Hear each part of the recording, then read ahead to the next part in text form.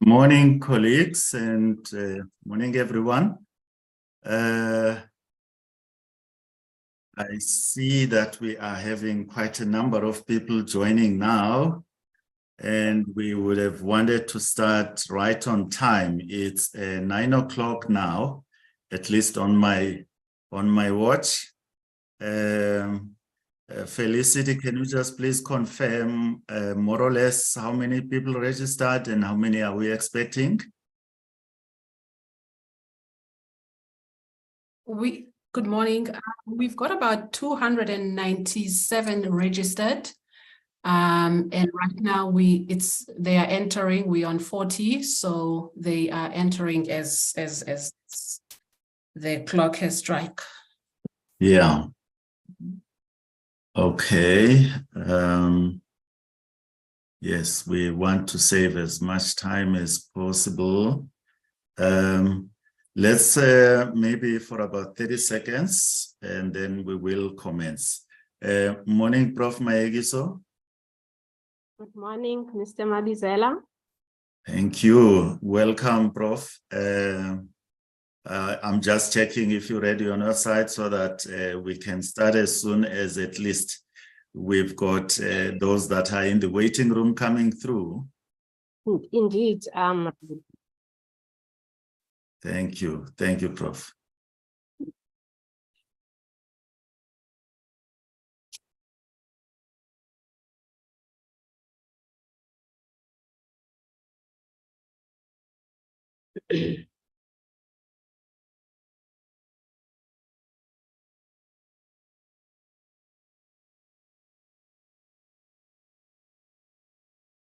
I think we should start. Good morning, everyone. And thank you so much for joining this transformation dialogue that is organized by University of South Africa, USAf, under the auspices of the Transformation Strategy Group. This is one of the priority areas of the Transformation Strategy Group, and that from time to time, at least biannually, to have these dialogues and to learn lessons from the previous discussions and also to plan for the future. Great. I'm Mahlubi Mabizela, also known as Chief. I'm the Director of Operations at USAf. And so I will be your program director for the day. We have put together this program. The motivation for the theme has been stated at the beginning of the program, so I don't need to go through it, except to say that we decided, or the Transformation Strategy Group decided on from compliance to inclusive transformation engagement. And so I think it speaks for itself that we want to move from quantity and to move towards quality transformation at our higher education institutions. It's mainly just about culture change, basically. So the sub-themes that are part of this discussion today and the inputs that we will be expecting from our speakers are also meant to delve deeper into the main theme that we are having on our transformation dialogue. So we have a long program, colleagues, and so I don't really want to waste time and making long speeches, because there are people who are going to make speeches and make presentations. Just a quick housekeeping. First of all, just to send the apologies from the chair of the Transformation Strategy Group, Professor Lenkabula. She is having an engagement today that she could not get out of, and chairing an important meeting at the university. And just for housekeeping, also that can you please keep your microphones and videos off, and only switch them on when we are entering that discussion stage. We will have discussions from time to time after the inputs we have received from the speakers.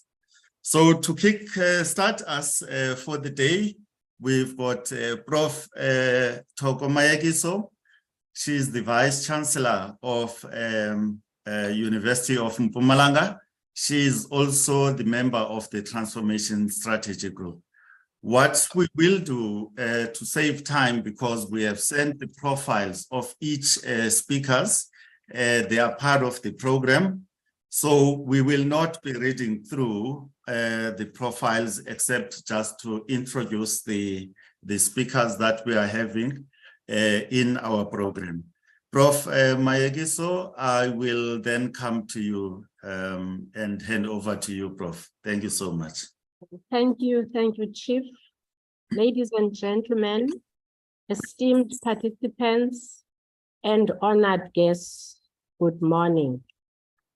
My name is Thoko Mayekiso, the Vice Chancellor of the University of Mpumalanga, a member of the USAf board and a member of the USAf Transformation Strategy Group. It is with great pleasure and anticipation that I welcome you all to this momentous occasion as we gather for a moment of shared reflection and dialogue.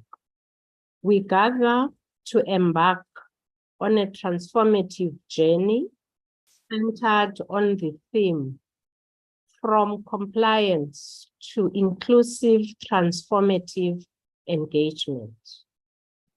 We come together not as observers, but as catalysts for change, united by our commitment to foster positive shifts in our institutions, our societies, and ourselves. The Transformation Strategy Group is one of 6 USAf strategy groups.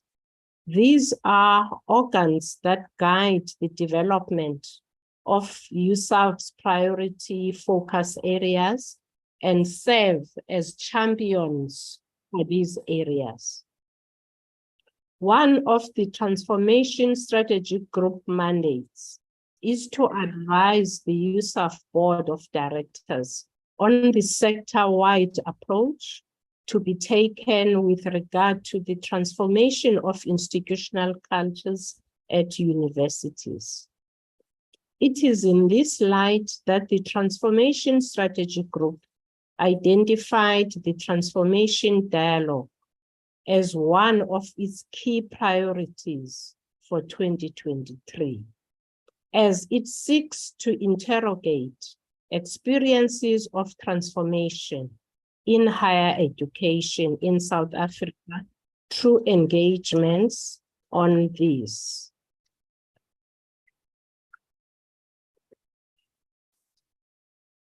South Africa's public universities have in many respects gone through a period of transition from being compliant with legislation to become more actively inclusive through transformative engagement. This shift was driven by the need for universities to redress the injustices of apartheid legacy and to create a more equitable and inclusive society. At the heart of this effort is the recognition that transformation should not only be about meeting quotas and complying with regulations, but also about engaging with diverse perspectives to ensure that all voices are heard and included. This dialogue is more than just an exchange of ideas. It is a clarion call to action, to challenge the status quo, and to transcend the boundaries that have constrained our institution. The recent Transformation Oversight Committee's report on the state of transformation of higher education in South Africa provides us with a critical mirror reflecting the realities and opportunities that lie before us. Through its pages, we are confronted with the stark gaps that persist in our journey towards an equitable and transformative higher education today. Our deliberations will be guided by 3 themes that encapsulate the essence of the Transformation Oversight Committee report. 1, an inclusive institutional culture, a developmentally engaged university, and the intersection of digital transformation and social justice. These sub-themes not only offer us a lens through which to analyze the report's findings, but also serve as pathways towards comprehensive solutions that align with our shared vision of transformation. The first sub-theme, an inclusive institutional culture, resonates deeply with our commitment to reshape the very fabric of our universities.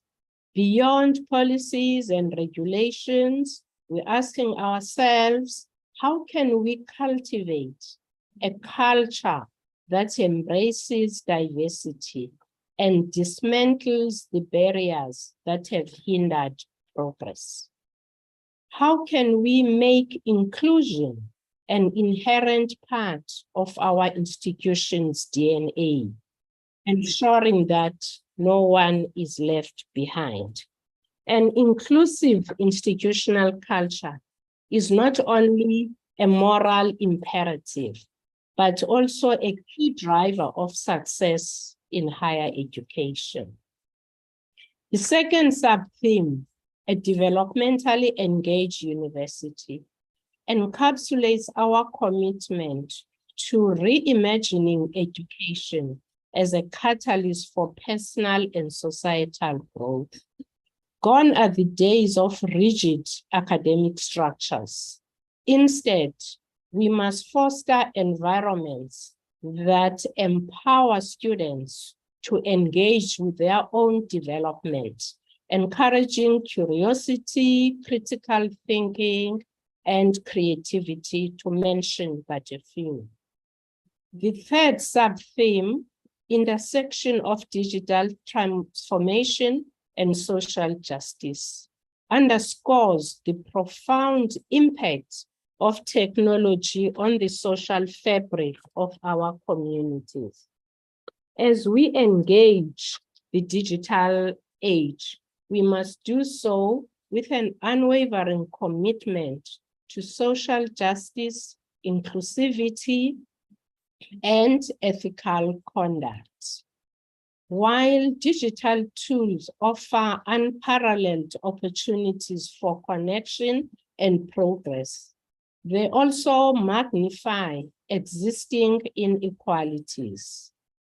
This dialogue aims to interrogate how we can harness the power of technology to uplift marginalized voices, promote accessibility, and catalyze social change. Digital transformation has the potential to address various aspects of social justice by providing access to education, enhancing teaching and learning, and fostering inclusivity among students from different backgrounds. Ladies and gentlemen, as we unpack the Transformation Oversight Committee's report through these sub-themes, let us approach our discussions with vigor, curiosity, and unyielding dedication to meaningful change. This dialogue is not an end in itself. It is part of the journey towards inclusive and meaningful transformation of our higher education system, a catalyst for concrete actions that will shape the course of our universities and our society. Our speakers and participants bring a wealth of knowledge, experience, and passion to this platform. Let us harness the power of these dialogues to ignite change at individual, institutional, and societal levels. Once again, I extend my warmest welcome to each and every one of you. May the conversations be enlightening, our collaborations enduring, and our efforts transformative. Thank you.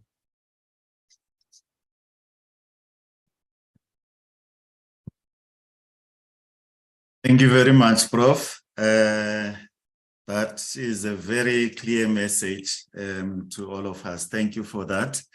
Just to say, colleagues, that we will make all the presentations or the inputs that we are having today available after the dialogue through the various platforms that we use, our website, and also when you registered, you gave us your details. So we'll email them to you. Thanks again, Prof, for that. So we shall move on, colleagues, to our keynote address by Professor Andre Kiet. Again, as I had indicated, we are not going to read the profile, but just to say about Prof. Kiet, that he was the chair of the Transformation Oversight Committee that was appointed by Minister, that came to an end in 2020 and then ran for about 3 years from 2017. So Prof comes with that knowledge and comes with, of course, with a lot of experience in this work, both practically as well as academically, from his institution at the Nelson Mandela University in Durban. Prof, over to you. Thank you very much. Can I just say to our audience, you are free to post your questions or post your comments in our chat box. We will pick up those that are questions when it comes to the discussions, and for our speakers to engage with them. Thank you so much, Prof. Over to you again. Thank you. Thank you so much, Chief. I assume that my slides are on, correct? Yes. Brilliant. And good morning to everybody. So great to see so many good friends, and names here on the list. Many thanks for joining. Of course, thanks to Chief and Felicity, USAf CEO and Chair as well, the TSG and the USAf board members, and to all of you joining us today. This is not going to be like the typical, academic type of keynote. Present the report and, of course, make some critical reflections on the way forward from my side, of course, which can be debated and contested. And thanks, of course, to Prof. Toko for such a lovely introduction. Thanks, Prof. So we've made the final report of the TOC on the state of transformation in South African public universities public a few months ago, with a helm presentation driven by the HSRC research teams. This report is now in the sector with both the full report as well as the summary that was produced for the helm event, as well as the slides. And it's up for contestations, for disputations, for debates. It simply provides new forms of analysis that may assist us in moving forward with our project of university transformation. So the essential remit of the Transformation Oversight Committee was to advise the Minister and the Department on the progress of transformation. And of course, key to those terms of reference was reviewing institutions' annual reports and evaluating their transformation plans and charters. So this report is responding exactly to that particular task of reviewing annual reports. It does provide a comprehensive overview of self-representation of the sector, how the sector puts forward its own notions and practices of transformation, and follows and builds on important developments and reports since 2008, and also on the work of previous TOCs. And this is one of the key, at least to my mind, weaknesses of our transformation work, is our circular return to debates that we should have settled long time ago, given the fact that we have such a massively powerful archive of transformation work, since 1996 and even before 1996. So the report has two objectives. First is to analyze the current state of transformation in the sector so that it provides transformation scholars and practitioners with interpretive schemas for making sense of how the sector look like. And then, of course, also to provide advice to the statutory structures and the department, as well as the CHE, who has now taken over the oversight function, to devise proper and appropriate policies and strategies to expedite the transformation pace in the sector. The report, importantly, at least to my reading, debunks two popular discourses to which especially the transformation managers have been subjected to. So I'm very excited about this because now we have empirical evidence to counter these discourses. One discourse that comes through a number of scholarly work, and of course it also makes for very exciting seminar presentations. One of those is that we do not have a clear understanding of higher education transformation in the sector. The report says that that particular assumption is not valid. So though transformation discourses in the sector are differentiated and they are diverse, there are very certainly productive definitional parameters in place within the sector with which we generally work. So I don't think that as scholars and practitioners, we should worry too much about the claims that we do not know what transformation means in the sector. I think that our report certainly disproves that particular assumption. There's, of course, the political dimension, or at least political interest involved in also claiming that the sector doesn't know where its transformation journey should be taking it.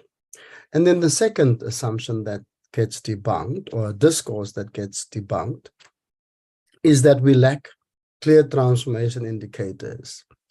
Now, the framework for transformation indicators may not be perfect, and certainly, massive work still needs to be invested in developing a proper indicator framework.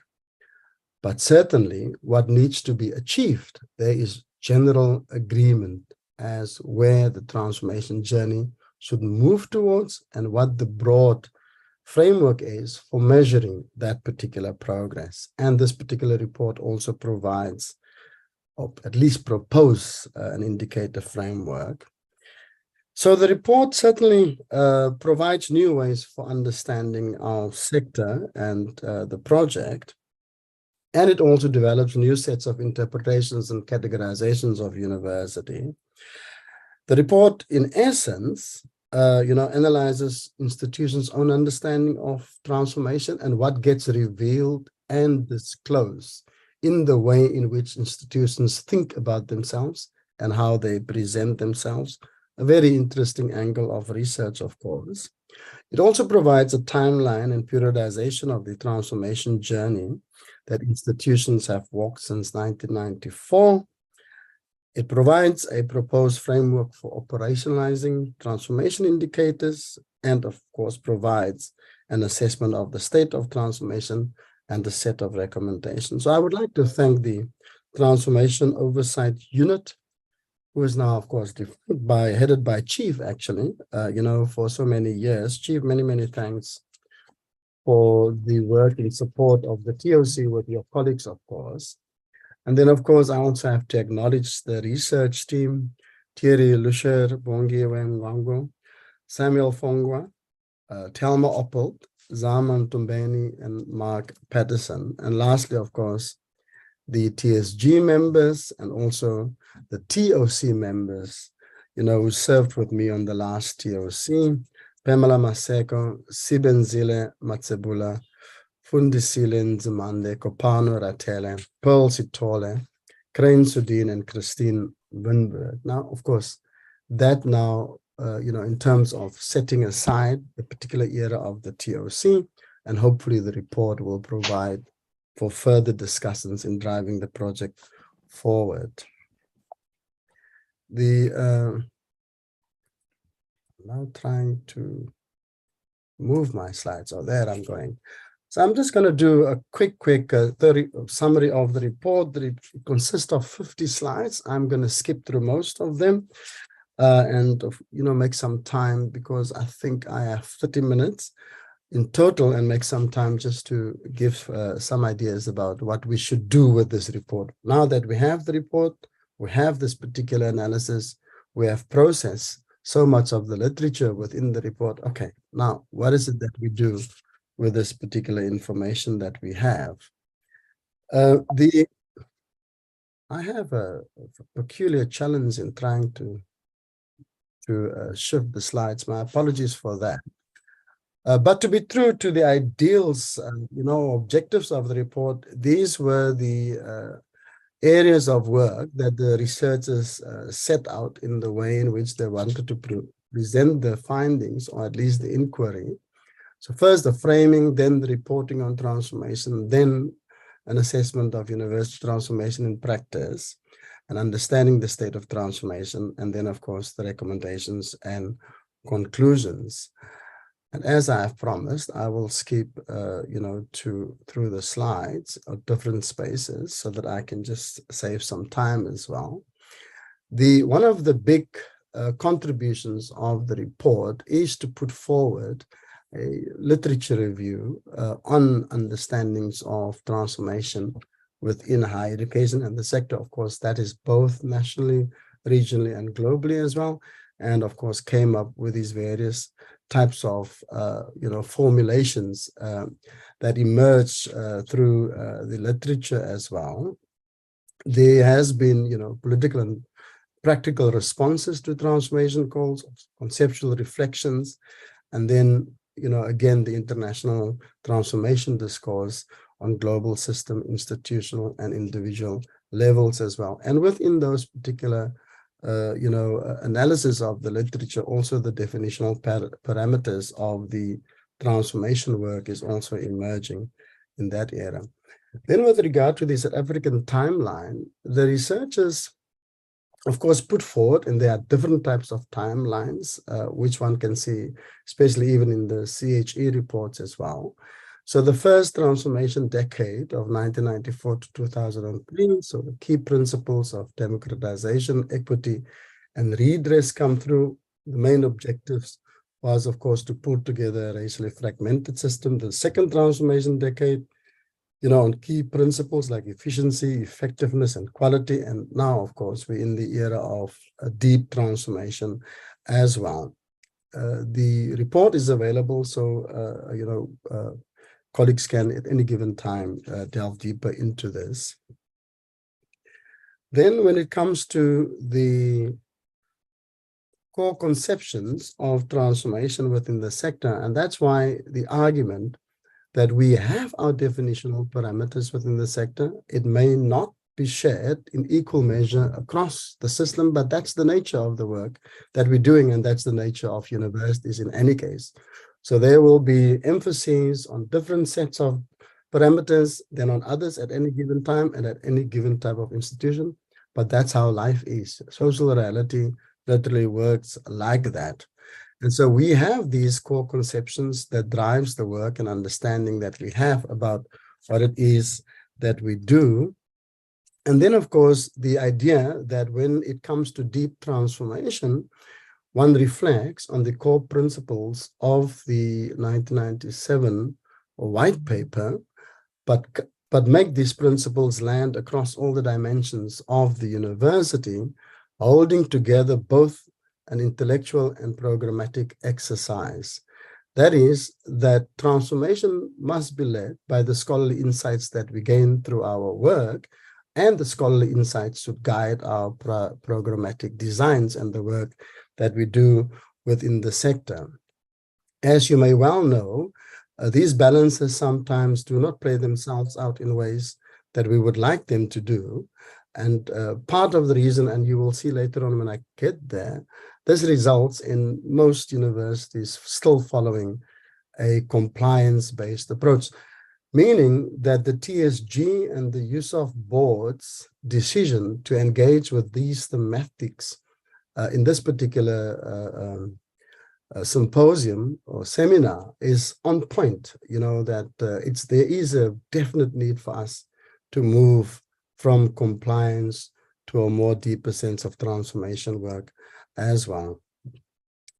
Based on the work that we've been doing, you know, over the past, you know, probably around 15 years by now, we do have the different sets of transformation dimensions that universities actually are using. That's captured in the transformation barometer, and the barometer itself lands in different kinds of ways within different types of institutions and also within individual institutions. But it does provide for a very, very, what one can say, clear set of empirical indicators and dimensions around which the transformation work can take shape, but it allows for a broad set of conceptual understandings which can drive the process at a deeper level. And that work is also available in the sector. And of course, part of that work requires updating now, in the context of the new interventions that are being suggested by this report. The methodology, of course, is based on the annual report. So we followed document and the discourse analysis, and of course also the processes being followed are reflected there as well. The university, let me just see where I can move the slide. Oh, my apologies. So the chapter 2 of the report deals with the university's reporting on transformation by means of the annual reports. And let me just skip those because colleagues know very well how that works. When it comes to university transformation in practice, there are 5 fields identified by the researchers, to more or less present the way in which practices find expressions within the university. And those, of course, includes the core mandates of the university and ways in which transformation can be institutionalized. One of the interesting findings of the report, and this is one of the big challenges that we will be facing, is around the way in which the transformation principles of the white paper finds expression within the way in which the university self-represent and therefore also view its internal processes and practices and priorities within their own institutions. You can see that the development emerging as very, very key within the context of how universities view the new role. You can also see that by the time that we get towards the end of the presentation, how important that would be. It's also landed as part of the TSG's thematics of this seminar around the question of developmentally engaged universities. Equity, of course, still very strong. The governance principles, not so strong around the way in which universities think about themselves. So that is a surprising, finding of the report. When it comes to the, let me see, the key observations that we have within the sector, if I look at the slide 24, and that is that the universities, most of the universities, if not all, measure staff equity in terms of demographic categories like race, gender, and nationality on all levels as well. And this has been a peculiar focus that our universities have been seized with over the past, two decades plus. Very important in this African context as well, around the question of employment equity, and of course, in the way in which the employment equity plans play themselves out at the individual and at the regional level as well. And then if you look at the next slide around key observations, some of the deeper work that then emerges in that space is the work that deals with the question of vulnerable groups, the first generations, and of course the LGBTIQA plus students as well. And then of course the different kinds of areas of work that fits under changing institutional culture. And you can see those bullet points there as well. And as we know, as transformation practitioners within the sector, institutional culture is a key challenge that we face in most of our institutions as well. Let me just quickly then jump to slide 33, and you can look at those interesting diagrams in your own time. When it comes to understanding transformation through self-representation, it seems that the transformation work that needs to be done cuts across all types of universities that we have. And of course, universities still tied to their historical origins. And some, of course, are perpetuating, old challenges and, of course, reproducing some of the historically produced inequalities, and there are also new ones coming through. But none of the universities in our sector is, of course, excluded from the transformation domain. And that's very, very key for us as a TOC to, of course, emphasize that particular point. And it doesn't matter how one look at the historical production of our universities and the differentiation of our system, the different sets of challenges coming through around transformation may differ from institution to institution. But if we look at the 5 dimensions of transformation, all of our institutions in one way or the other, of course, proportionally different across the 5 dimensions, they have challenges with regard to transformation in their own spaces as well. The analysis, of course, shows that the transformation narratives that are emerging from the universities as well has the idea of demographic equity as a key driver for the way in which universities think about the transformation commitments now.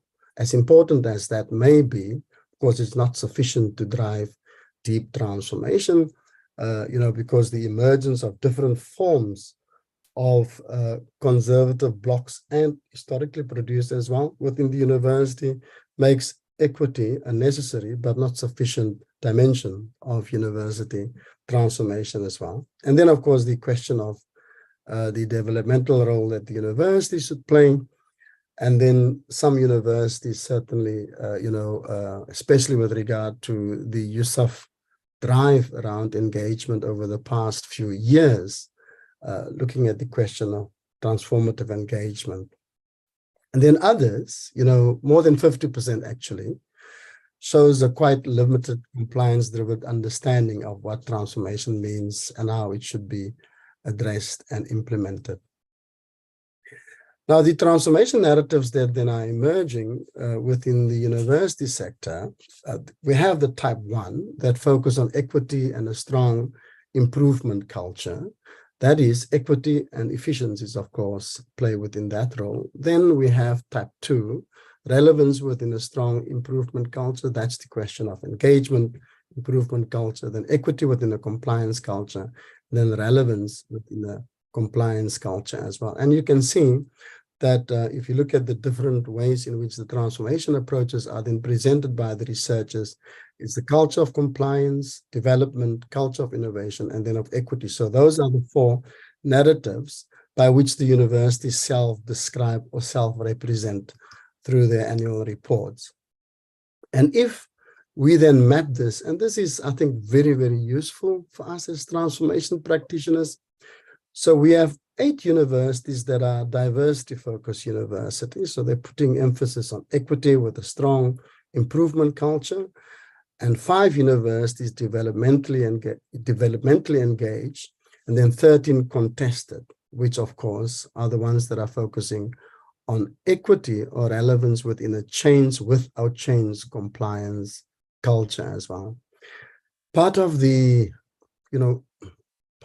what one can say, worry within the sector is precisely the way in which the culture of compliance dominate our narration and understanding, and of course, therefore, our practice around transformation within the sector.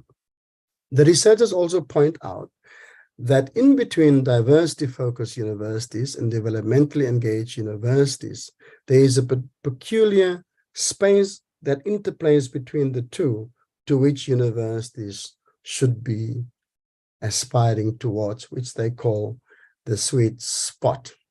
That is, universities should focus on diversity with a strong improvement culture, but of course, also then provide for a huge focus on being developmentally engaged, within the context of the space within which it finds itself, but also beyond itself as well.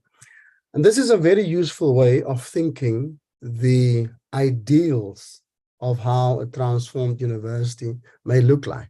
Now, we can debate and contest and challenge the different kinds of assumptions behind this mapping exercise, but it does provide at least for a basis on which the debates then can take place. And from that, of course, we then put forward the idea of how we should move towards transformative universities in different kinds of ways. And then if I go then to slide 30 to slide 40, my apologies, we then have the systems level interventions. But the colleagues and participants here would see that from the presentation and from the report as well, for each of the key mandates of the universities, there are a set of findings and then there are a set of recommendations. It is almost impossible in a presentation like this to go through all of that. So I would like to refer you to the full report or to the full presentation. Well, these are just system levels interventions as well that deal with integrated ways in which we have to think about university transformation, the national level interventions, and then of course conceptualizing and reporting on transformation, which is a very, very key part of the work that we need to do, that we are doing, of course, especially people working in the TMF structures as well, and of other types of recommendations coming through with regard to building a stronger architecture around transformation within the sector. And the same goes for the recommendations from slides 41 up to slides 45 as well. And I've got 5 more minutes to go, so I'm not going to share all these with you. You can go through them in your own time, because I would like to get to the point about what this means for us as well. Key here is the question of holding the core principles of university transformation close to our thinking and our conceptualization of how transformation may play themselves out. Now, we can have different theoretical, conceptual, philosophical approaches to this, but there we have a set of definitional parameters that can provide guidance for the way in which the interplay between the intellectual and programmatic enterprise as far as transformation is concerned should play itself out as well. And here, of course, we also just give in our conclusion, this is now the state of transformation as I have discussed, earlier when I shared with you the diagram. The question of the institutional work that needs to be done through an intellectual and programmatic lens also has as its counterpart, of course, the particular challenge of institutional culture that universities need to contend with. And I would like to just, in closing, Chief, share, perhaps some ideas. And they are rough, they are untested, and this is just for people to engage with.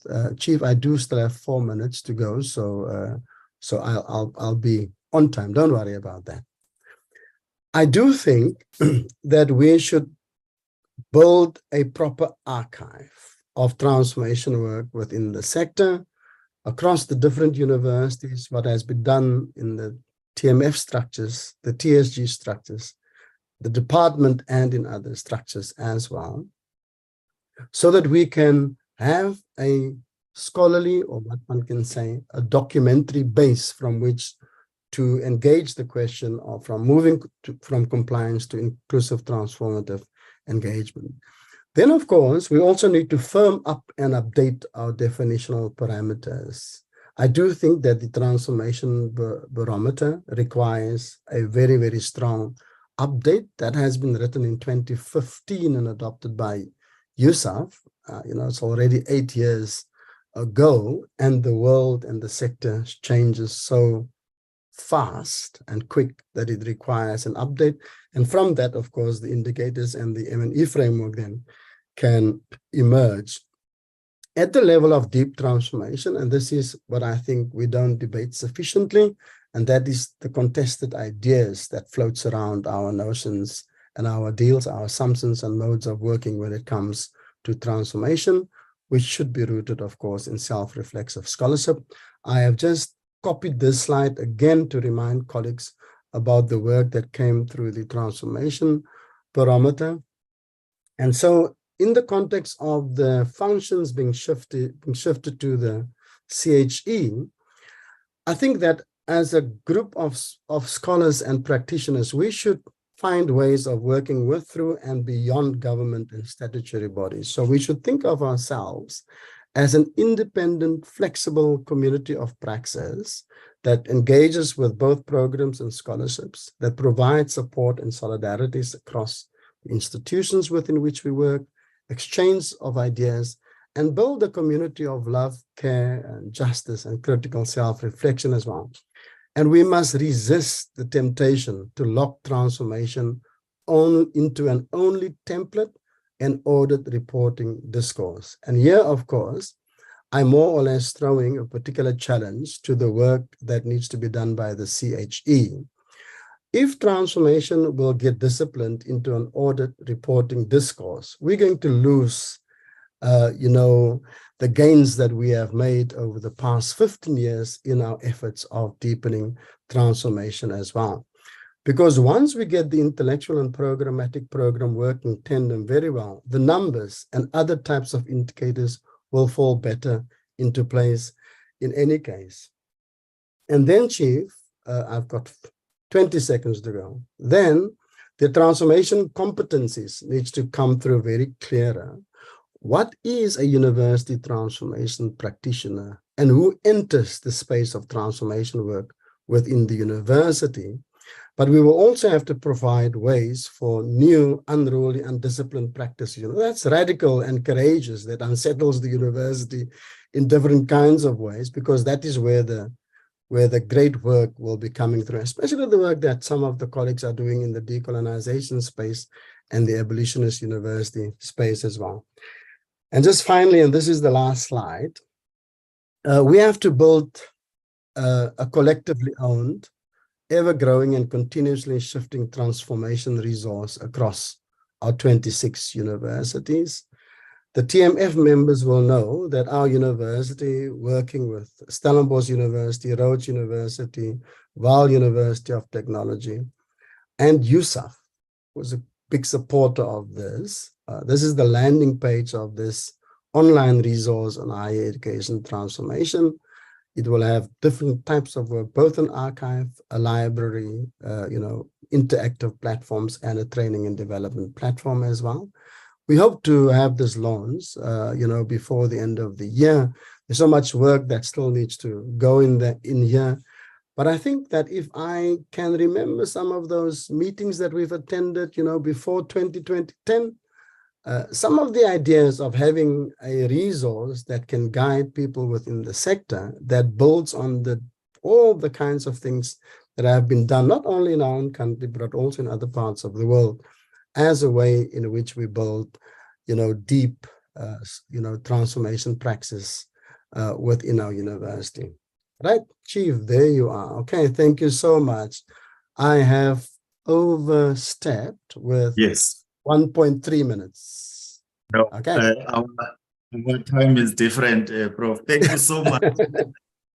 Thank you so much for that keynote. Actually, as I was listening, I thought it's more than just your typical keynote. It's very detailed, of course, steeped on or anchored on the TOC report and what, of course, the institutions are doing. So, colleagues, we will have about 8 minutes of allowing for questions and clarifications to both the inputs that we have had. Now, we will prioritize the questions that have been posted on the chat box. So, Felicity, I could not see if we have any questions yet. If we could just come through, ma'am, and if there are any questions. And then, colleagues, you can lift up your hand, and we will have a limited number of hands that we are taking based on time, really, because by 10 o'clock, we've got to start with the next set of presentations. Felicity? Yes, there are some comments, and there's a question from Ms. Sally Lidwaba. Sorry, I don't know I can't see your designation. And she's asking if it is true that demographics are not a good enough parameter to measure the transformation in higher education. And further to that, what strategies can be put in place to hold universities accountable where they might be seen not to be compliant, and to also address some of those covert cultural practices? That's from Ms. Lidwaba. Mm-hmm. Chief, I can check all of them on my side. Okay, can I just check? Is that all? You said the others are comments and not questions, eh? Yes, mainly comments, the rest of what I'm saying. Okay, all right. Yes, you can come through, Prof. Thank you. Thanks, Chief, and thanks, colleagues, for the questions and the comments. Yes, Sally, this is so important. And part of our M&E framework needs to take into account the way in which universities engage with the question of demographics, but also engage with the question of cultural practices as well. So yeah, again, demographics and institutional culture comes together, which would be a very, very key area of work for the community of praxis that I am proposing. That is not simply the Transformation Managers Forum or the TSG, but it's an independent, flexible, community of praxis that share different kinds of ideas across the sector. Claire, thanks for that. So there is some ways in which the barometer can be updated. And then, of course, Heather, always, thoughtful when it comes to the question of the indicator frameworks as well, so that we can have a way in which, there's an indicator framework that speaks to the idea of deep transformation, but, touches on the different expertise and ways in which other universities are doing this particular work. And I know that in our own space, we do have a particular challenge. And I know this is, the reason why Heather posted this as well, is that the qualitative dimensions of transformation and how, as a community of praxis, we can develop those indicators as well. And then Nsiki, thanks so much. Yeah, I've been trying to get to a list of transformation competencies, with Claire and other colleagues now for the past few years as well.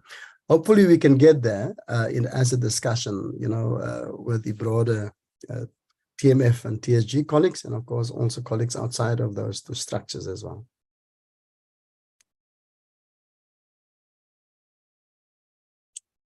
Great. Thank you very much, Prof, for that. Colleagues, any burning question before we proceed to our next theme? There are two more questions, Chief. They just came in as I was closing up with the first set. Is it okay? Okay. Yes. Yeah. Okay. Can you take them, Prof? Yeah, lovely. Emmanuel, it's the question of mid-level managers.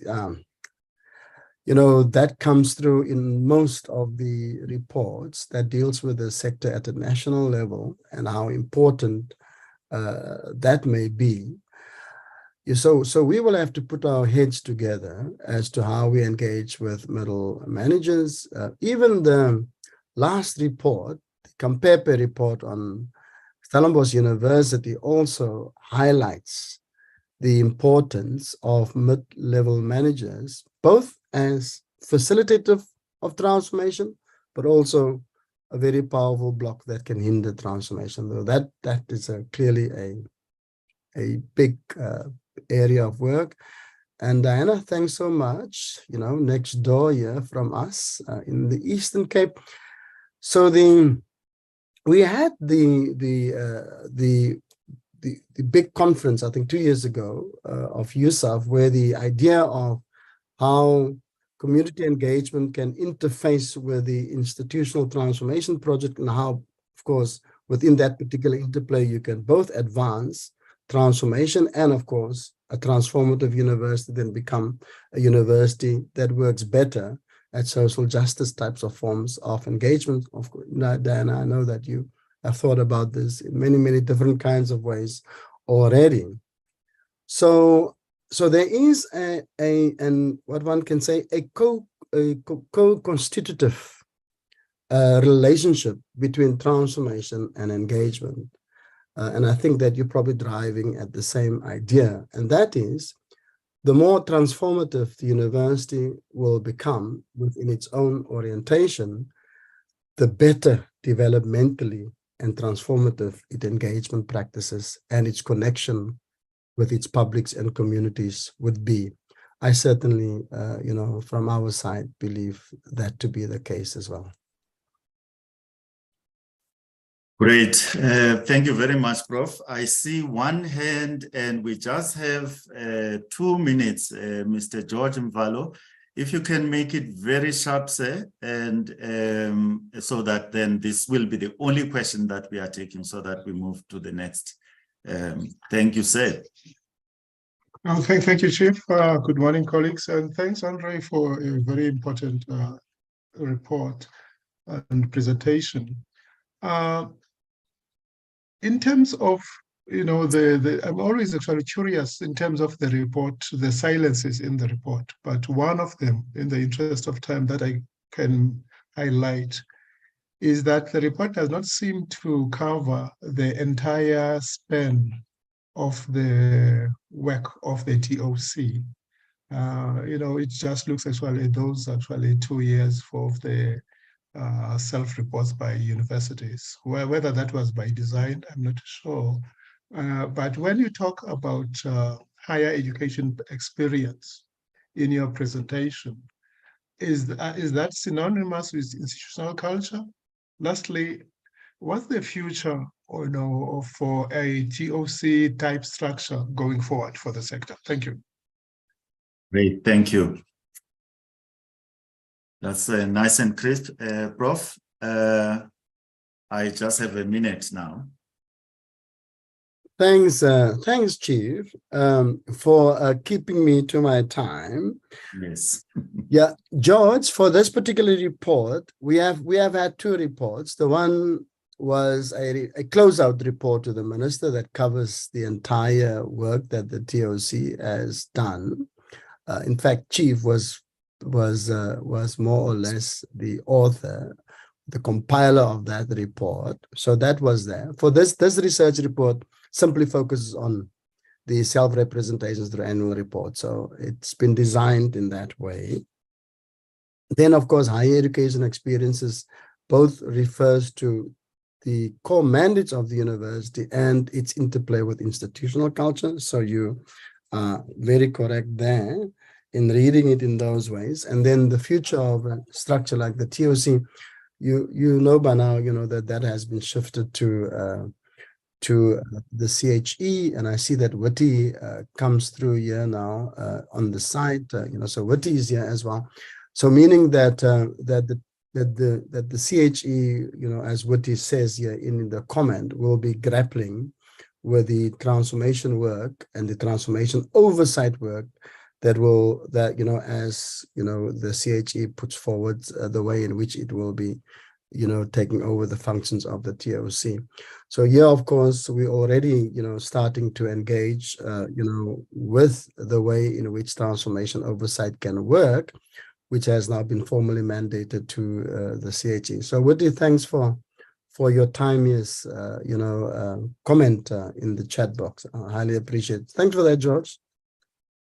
Great. Thank you so much, Prof. I think, you know, the more we are discussing now, the more these questions are going to be coming up. And colleagues, you are most welcome to still continue posting, even if they are still related to the input or the keynote address that we got from Prof. Giet. We will continue with our program and start with the first sub-theme, and that is an inclusive institutional culture. I think these sub-themes, as I have stated earlier on, and also you had in the welcome by Prof. Mayekiso, that these sub-themes and the theme are self-explanatory in terms of their intention or intended input that we are expecting from the speakers, and of course, the discussions that follow. So we've got Prof. Melissa Steyn, who's going to start on this sub-theme and on the title of her presentation on projects within projects. And then that presentation will be followed by Professor Pelu Mnguni, also understanding culture differently, relating again to the same sub-theme. So Prof. Steyn, can you please come through? You will have 20 minutes of presentation and then 10 minutes, if you can please reserve 10 minutes for discussions at the end. Thank you. Thank you. Thank you very much, Chair. Let me just first say how privileged I am to be speaking here. Thank you very much for the invitation. I need to quickly say a couple of disclaimers. One is that I have been ill and my voice is still not particularly reliable, so I'm hoping that you'll bear with me if I become a bit hoarse. The other thing I want to say is that I'm about 2 kilometers away from the BRICS conference, where the BRICS conference is being held in Sandton. And so you keep hearing these private jets going overhead, you know, Mr. Modi, Mr. Xi, being transported to and fro. So it's a bit exciting, but it's also can be a bit of an interference. And then I also want to say that the presentation that I'm going to give, what originally the conceptualization was last year when I was asked to speak at Stellenbosch University, in the wake of the report on institutional culture there. And I've decided to work very much with the same material because I think that we're still grappling with all of those issues. So just in case somebody was there, I'm speaking to much the same issues. So the first thing I want to say is when we talk about institutional culture, we still largely have a tendency to think about it in the term, sort of anthropological originally, a coherent whole, that somehow institutional culture is about the everything that is shared within the institution, and we develop that. What I'm going to do, I think, is to importance of understanding institutional culture more along the lines of a node within social contestation, and that this is actually what really happens at our institutions, and it has to do with how power flows. So I'm going to try and share my screen. Let's hope this works. There we are. And so the very first thing I want to if you can put it on presentation mode, Prof. Sorry. My Lord, now what is it on? What are you seeing? It still shows the smaller slides on the left-hand side of the screen. If you can just go at the bottom there, on the screen at the bottom. There we go. Thank you. Is it showing you correctly now? Not as yet, but that is the right, that's the correct. There we go. Yes, it's showing correctly now. Thank you so much. Okay. So I want us to just step back a little bit and sort of like take stock of the context in which our universities are operating, as all the rest of our society. We inherited certain kinds of power dynamics that were shaped through modernity. And I think it's important just to remind ourselves just how extraordinarily comprehensive the whole process of colonization was that has shaped our modern world. And yeah, you can see with this map just how much of the globe was covered by colonial powers and by their influence. So in this map, you can see the whole green area is areas of the world that was actually under European control. And what has been happening in the years that we have, in the last 50 years or perhaps a bit more, is that this colonial world order is coming apart. It's being contested. The actual colonies have, to a large extent, gained independence. And now we're in the phase of what we work with in decolonial theory, which is really the liberating of our minds from the colonial mindset that rooted. But I think what I'm trying to point out here is how big this was. It's a huge, huge, huge system, and the relationships of domination that were established through this period have been deeply bedded down as ideological relations that shape our social fabric. And I can get carried away when I talk about this, but I want to just try and say very briefly that the dominant norms that we have established have been Western Eurocentric and colonial, obviously. White supremacy has been right at the heart of the world order that we've all been socialized into. Because it is a small group of people from a small number of nations who actually had the power to drive the colonial modern project. Everybody else was the other. And so these are the norms that have been valorized and deeply, deeply institutionalized. So it's race, white supremacy. It's also heteropatriarchal relations. We know that people throughout the world have had many different ways of thinking about gender, thinking about sex, thinking about the family. But as part of the colonial project, what was exported was this notion that to be modern, and as in the language of colonialism, to be civilized, you had to perform yourself as a sexual being, as a gendered being, and as a familial being within the format of the nuclear family, which was the Western construction of the family. And if you didn't conform to that, you weren't civilized. The same goes for the Christonormativity, one of the biggest that we can imagine of the modern period, with all, the huge industry of missionaries converting people to Christianity. And again, Christianity understood as being the religion of modernity, other religions being understood as being in some ways backward or just superstition or whatever. The capitalism right at the heart, in many ways the driving force.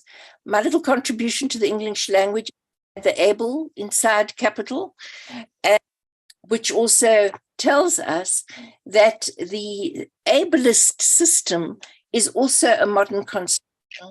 Everybody who couldn't work in a mine or do a full day's work in a factory would be regarded as disabled. That category existed before. Then the anthropocentric nature of this, the way in which you've had this distinction between man and nature, and I say man deliberately. And it is this idea that somehow we are fundamentally and profoundly different from the rest of nature, and that nature and all the earth's resources are there for us to exploit and to use to our own whims and wishes to feed our capitalist machine. And then the whole idea of nationalism, also a modern notion that came through this process, and also extreme militarism that has shaped the modern world. I say because I think it's very important to understand that this is like a complex network of interlocking and mutually supporting that have together constructed the modern colonial world. What is important is that we are living through a period where there's, like, as with the transition from the medieval period to the modern period, we're now living through a period where those old of the superiorities of whiteness, of the superiorities of heteronormativity, of all of those things that have been bedded down with so much certainty that everybody was pressured in believing and buying into, this structure, this order, is now experiencing a period of great loss of confidence and loss of certainty. And we're finding that the fact that we can see these things, the fact that we can actually understand how the hegemony of whiteness works, or how the hegemony of patriarchy works, for example, is because, in fact, that power is losing its grip. And it's becoming a period again where all those assumptions are contestation. And the point that I'm trying to bring home, that the university itself is a node within this contestation. And I think we want to understand the institutional cultures at our universities if we don't recognize this. So in terms of this contestation, we've got people who are positioned differently, people who are taking up a different set of interests in relation to this contestation. One of the things that obviously is highly contested is the nature of the past and the future. And again, I'm very mindful of the fact that BRICS is happening right here, 2 kilometers away from where I'm sitting. We all of this is this contestation that I'm talking about. And it's very important when analysis of our institutional cultures is to recognize that these systems of domination are invested in their own reproduction hugely. So they don't, as has been said, power never gives willingly. It always, puts up a strong struggle to make domination. So these are the contestations that, whether we're recognizing them sufficiently, with sufficient sort of like depth of understanding of the historical situation, I think is something that we really need to think about. I need to rush, I know, because I've got a lot to say and not that much time. But I also want to say one of the different projects within the project of transforming our institutional culture, we need to recognize that leadership and the university community have different mandates and different concerns. So I've often been interested in how leadership will need to portray the university as having been transformed, having been successful in doing this, that everything's sorted out, you know, that you know, there's no racism anymore in our institutional cultures, no sexism, you know, and of course leaders have that mandate because they need to raise the university. They've got to present it as being stable and on top of things. Whereas for the people in the university community, they're often much more aware and caught up within these struggles and, you know, experiencing the kind of toll that it takes on them. So with the institutional culture, it's very much, as I've said, about how power flows. And I think often we experience the institutional culture of our universities, our higher education institutions. So, sorry, at the interfaces of power. I think for students, for example, if they were to explain institutional culture, it would often be what happens at the interface between them and the administration of the university, or between the administrative staff and the academics. That's where people experience the culture of the university, and that's where unequal power relations are often most at work. And then, of course, we have dominant versus non-dominant groups.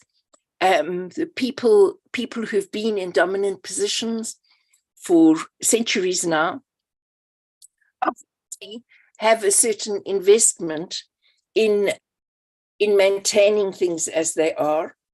And with non-dominant groups, the prospect of change, of transformation is very often their only real hope to be able to breathe within our universities. So increasingly, I'm using whiteness because it's what I work on most, but you could replace it with patriarchy because it, or a heteronormativity, because it applies to all of these dimensions of institutional culture that I'm talking about. So with the position of whiteness within universities in South Africa and in other parts of the world, there is a sense of it losing its power. The sense that it is no longer within this position of domination through which people's subjectivities were shaped. And unlike the kind of theorization of whiteness in places in the global north, I think we need to understand whiteness theoretically, what happens in white spaces when it feels that it's losing power. And in my own understanding, it's it really acts out along a continuum where on one hand the possible choices facing white people is either resistance and withdrawal in the various forms of you know, like passion or so, you know, it's not my problem, or, you know, sort of like privatizing where the power lies, as opposed to on the other end of the continuum, getting involved, but from a position where you're not necessarily the one who's who's determining the choices, what may, you know, what transformation is, how fast it should happen, you know, and to be included, all those kinds of things that whiteness has controlled in the past. Now to participate, but in a position that is much more characterized by support. And I think the important thing here is that it's important for us to communicate that the option of resistance and withdrawal longer term is actually the option of irrelevance. So what we find with whiteness as it's losing power is that it tends to privatize, it tends to withdraw into smaller, sort of like projects that it can control. So for example, we see, the towards complexes in the north of, for example, or focusing on financial management and sort of like not being particularly involved in the political processes. So there's that way of sort of like going into the areas that you can control. And in the case of universities, I think one of those areas is largely institutional culture. So I think there's quite a lot of energy in terms of a resistant project into controlling institutional culture as being an area that whiteness still can control. And it uses a whole number of discursive resources to control change.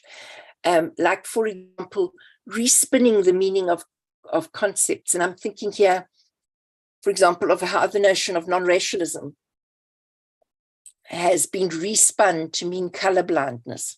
And in the interest of time, I can't explain it more, but we could definitely talk about that when we do questions. But also the construction of false equivalences. So when somebody uses racial terms in order to call out how racial injustice is operating, people will make that equivalent to using race in order to be, dominating people. So the person who names race gets to be seen to be the racist, and that, of course, is a completely false equivalence. We have to distinguish between the two. And there's a lot of pressure always that whatever change processes are undertaken within our universities, that change must be safe for dominant groups. When people talk about, but we've got to make the spaces where we discuss race, we've got to make them safe, what they're thinking of, the dominant people, men, women, white people, heterosexual people, mustn't feel challenged. They mustn't feel attacked.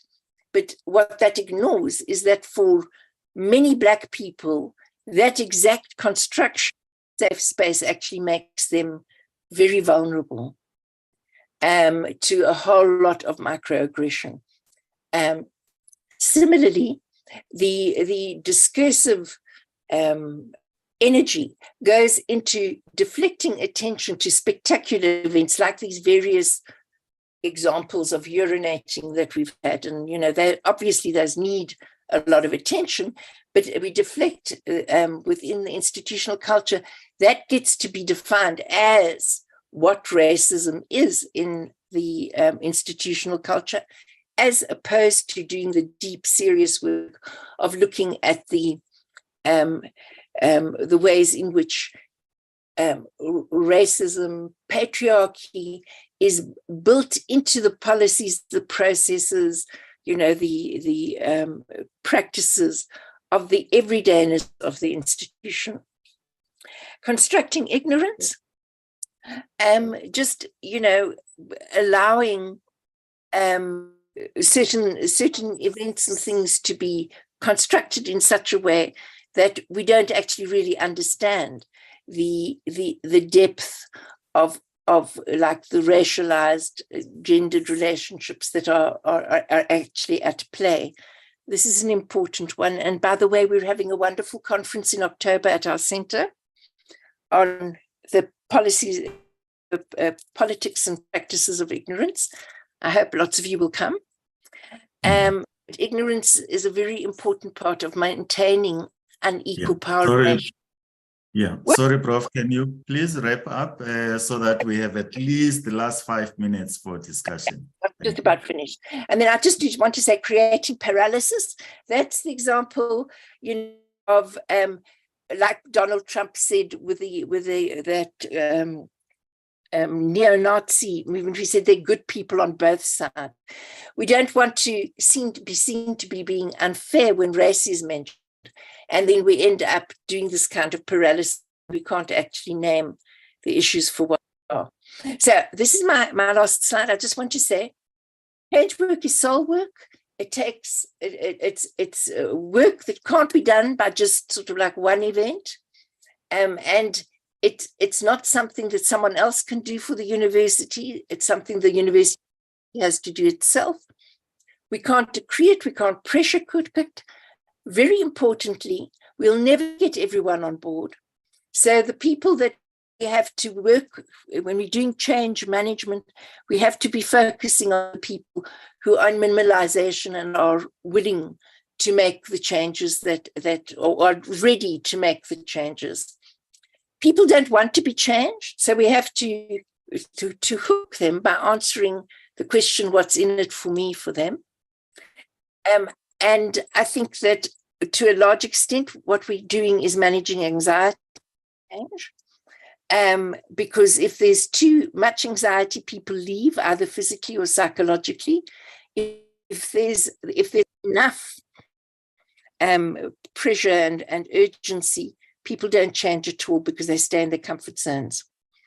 And I think that one of the mistakes we must not make is to keep the change process perpetually dominated by and centered on and identified with white people. We need to stop doing that.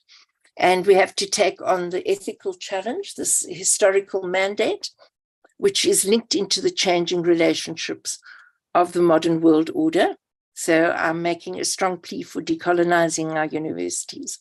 But I think we have to accept that actually the idea of a coherent whole is a fallacy and part actually of the power moves that try to slow down and prevent change. We've got to recognize that institutional culture is contested, and we've got to reach into those contested spaces. So I'll leave it there. Yeah, thank you very much, Prof. We've really run out of time, and sorry that I had to interject there. There is almost really no time left, but if Felicity, we've got 1 or 2 questions in the chat box. Can you please read, and we'll see if we have time for answering that. Otherwise, we'll have to move to the next input. Felicity.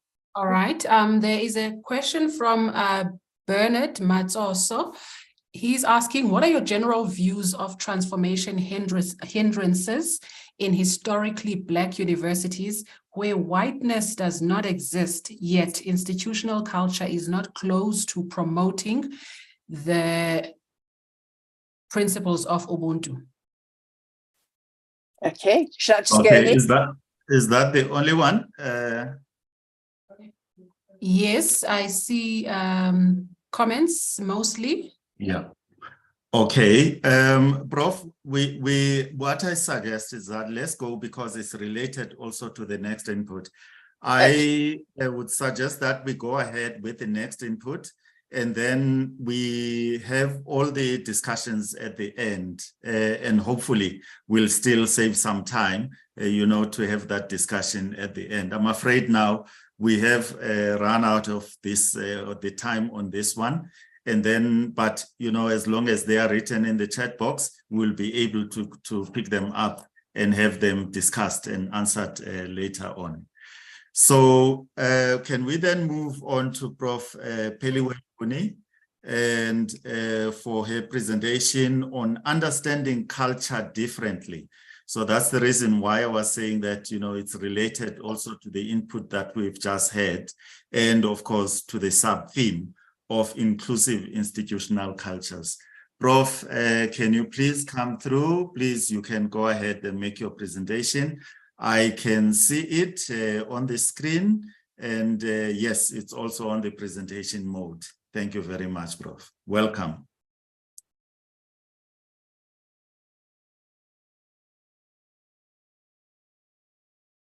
Prof. Ngoni, I can't see your microphone. I don't know whether you're muted. Yes, you are muted, Prof. Great. Thank you so much, colleagues. Thank you to USAf for creating this opportunity for this conversation. Yes, on the program, it says understanding culture differently, but it felt appropriate for me as I was finalizing my slides to also include transformation, understanding culture and transformation differently.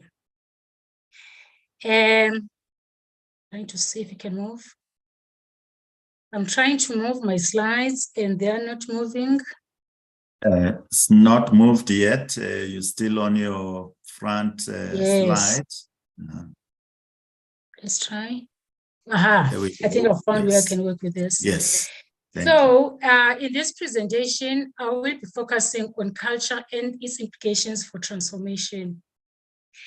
I understood the brief as to see if we can find different ways of thinking or making sense of culture and transformation. And to that end, I will be using system psychodynamics as a lens, and in particular, social defense theory. I'm not going to belabor the points because we're familiar, and the previous speakers have spoken to this, the fact that members of previously excluded groups continue to experience our universities and institutions as alienating. They feel and are made to feel like outsiders within, and their acceptance seems to be conditional. You must be the nice black or the good black. Don't be a difficult woman. Don't be this and that. However, I want to also acknowledge the fact that even though we continue to have these challenges, as was evident in the presentation by the keynote speaker, some progress has been made. We see more representation in terms of students, the faculty, and university leadership and management. Here we're talking about structure. We definitely see lots of policies, initiatives to make universities inclusive. The question I'm hoping to grapple with, or at least that my input is going to help us grapple with, is with all these organizations, with all these structural changes in terms of leadership and management, with all these organizational policies and initiatives, can we honestly say we've made much progress? I am inclined to say not as much as we like to think or like to claim, especially those of us who are committed to working for transformation. It's something we've worked in for so long, we've invested so much time and intellectual work into. Sometimes it can be just a little bit difficult to own our shortcomings. And my understanding is that for this session, we want to do that. And I'm hoping that the system psychodynamic lens at least might give us different ways of thinking and talking and engaging the transformation project, including the uncomfortable and unsettling truths about it. I'm not going to give a full lecture of social defense theory, but because most people don't understand it, I'll just quickly, as a backdrop to my presentation in the examples I'll be sharing.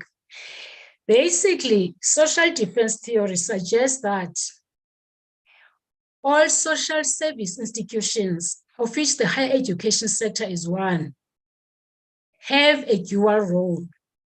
The conscious level of functioning like individual human beings and the unconscious level.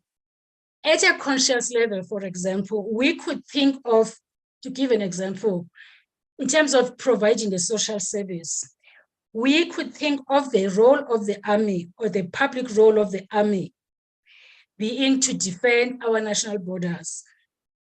But at an unconscious level, it is possible to consider the possibility that actually they are the institutions that society has set up to kill other human beings on our behalf so we can maintain their goodness and not be seen as murderers.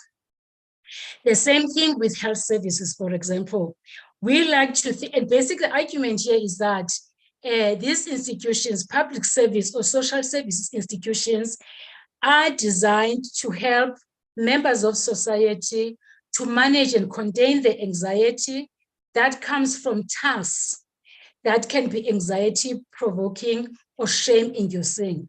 For example, if you think about health services, most of us would like to believe that we send our loved ones, especially when they are terminally ill and they've got no hope of recovering, we send them to hospitals ostensible to get help and get better. But deep down, we know.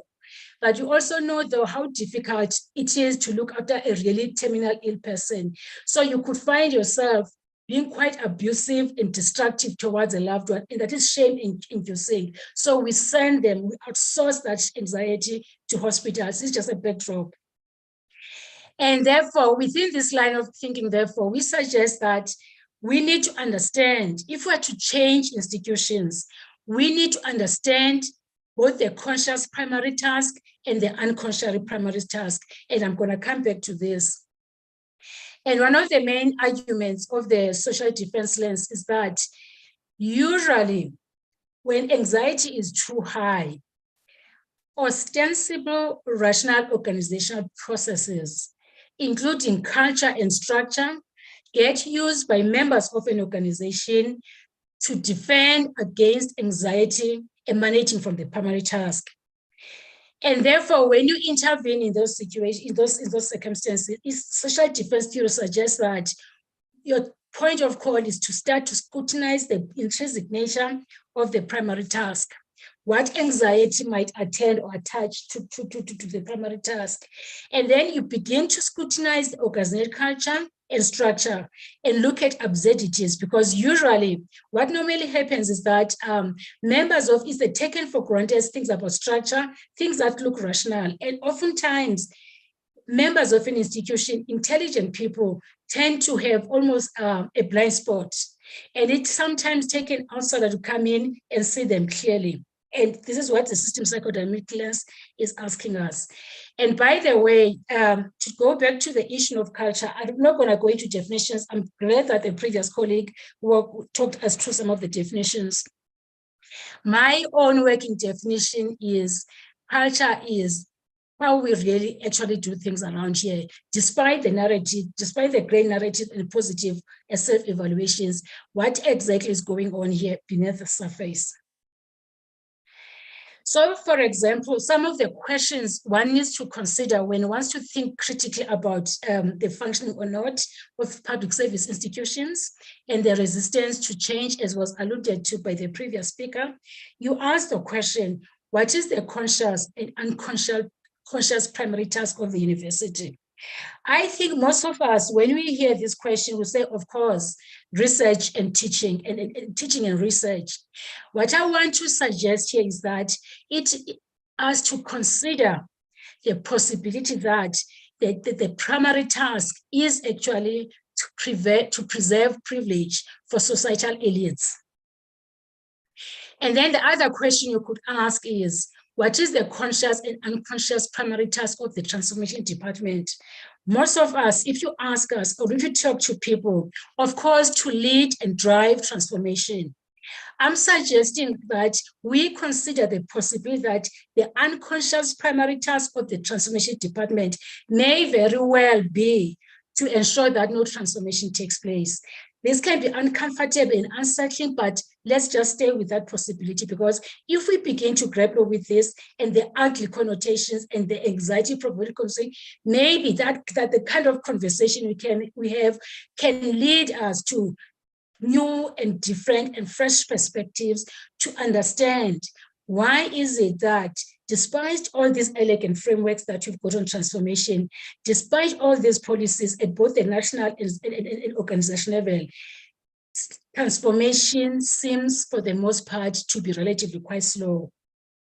And then I'm going to talk to the nature of anxiety that derives from the primary task of transformation. But I want to suggest that even before I go to that slide, The tension derives from the tension between our personal and political investments in transformation versus what transformation actually require. And we need to be self-introspective and to reflect critically and own our stuff so that we can begin to work through it. When we become defensive, we become complicit in sabotaging transformation despite our stated intent. Some of the questions we could ask is, think about how might the university be using the transformation department to defend against transformation anxiety? We'll get to that. What aspects of the structure and culture of the university and transformation department seem absurd? When we talk about the structure of the university, we talk about the leadership structure. The structures, somebody is reflecting the fact that we need to talk to me about middle managers. Yes, you might have what appears like transformation in terms of race and gender at the top, but at the critical levels where policies get interpreted and implemented, you might find that is a very different picture. So what is the structure? Does this structure lend itself? Can it do justice? Is this fit for purpose? I think one of the speakers spoke to that. The same thing with the university, with the Department of Transformation. What is the structure? What is the composition? What are the demographics? Who's got power within the department? Which groups are excluded at lower levels? And then you think about knowing our society the way it is. We are racially divided. We are a class-based society. We are ableist and all those other things. We need to have an honest conversation and a difficult conversation looking at this transformation department and its composition. Can we sincerely believe that, is it fair to even expect people in that department to lead transformation? And then another thing I want to talk to is, because when we talk about rituals and culture, the work that the department is doing, yes, is self-evaluation, is our efforts and stuff like that, and the same thing with universities, but some of the processes, some of the work that is being done, is it really meaningful, or are we just going through ritualistic behavior? I know that in most universities, you're going to have your annual or whatever frequency of reporting, and those reports, they are to be taken as performance indicators, as if by producing the reports, the university is getting transformed. We invite EE people to our selection committees in the hope that they're going to guide the selection process to ensure that it's transformed, it takes EE into account. But we need to scrutinize when they get to those meetings, what do they do? Do they sit as observers, or do they truly find the courage to speak to what could be anti-transformation conversations and decisions? And then going back to the notion I said I was going to speak to, anxiety in transformation work.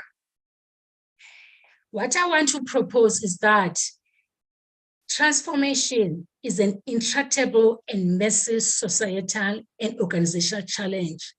There are many elements of it that are impossible to achieve. And for me, it's always important to say this, because if I know I'm faced with an impossible task, it makes it easier for me to be in contact with the reach and limits of my knowledge and my expertise. And therefore, it frees me up, therefore, not to sign off on unrealistic expectations and plans, etc. I can say that this is what I can do. These are the limits. So the action plans and the KPIs are more realistic. Precisely because it's intractable, there's a painful possibility for all of us who are working for transformation, whether it's academics or transformation managers, there's always the possibility, if not inevitable failure, which is why then we end up exaggerating our reports in terms of how effective we are. Whereas when you speak to the people on the ground, they will tell you that this space is not transformed, but you'll have people working for transformation praising themselves and celebrating how well they are doing in transformation. What we need to do is to ask ourselves, is what we are doing meaningful? Are these KPIs meaningful? Are the rituals we do meaningful work? In fact, there's so much tension and contradiction inherent in the transformation project that it can render most intelligent and skilled professionals incompetent. This is partly because transformation work is infused with our political and psychology staff, and it can confront many people with moral dilemmas.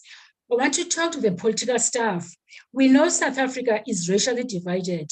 Our political formations, for the most part, they are along race lines before other criteria.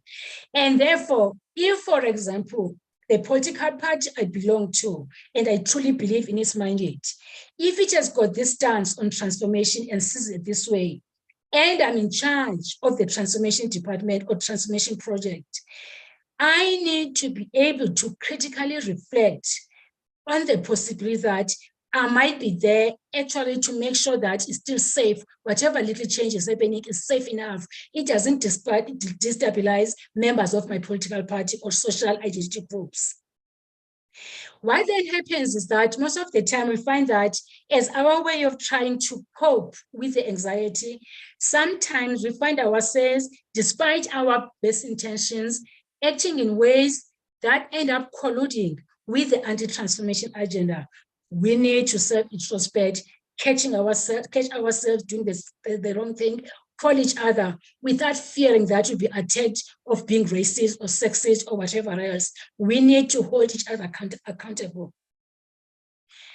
And as I suggested earlier, usually in organizations, when anxiety is high, what happens is that rational organizational processes get used for defensive purposes, not just for the primary task of education and teaching and research, but for defensive possibilities.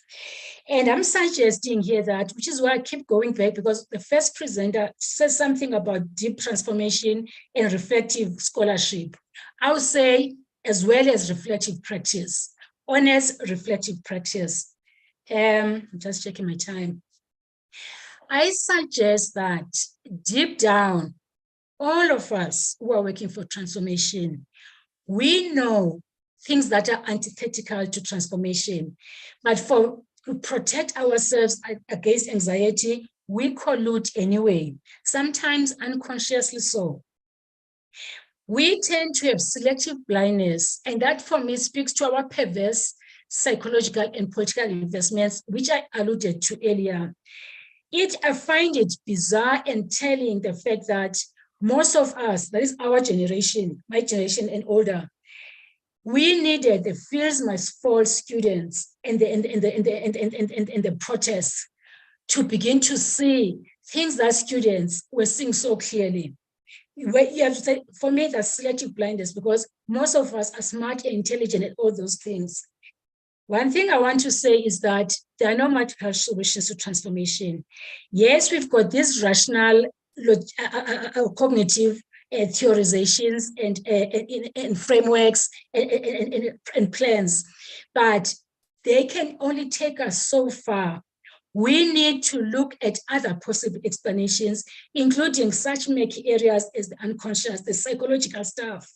Otherwise, we're going to keep repeating the same narratives, just changing words here and there. But when you look at our reports and whatever we're doing, it's more of the same, just framed or packaged differently.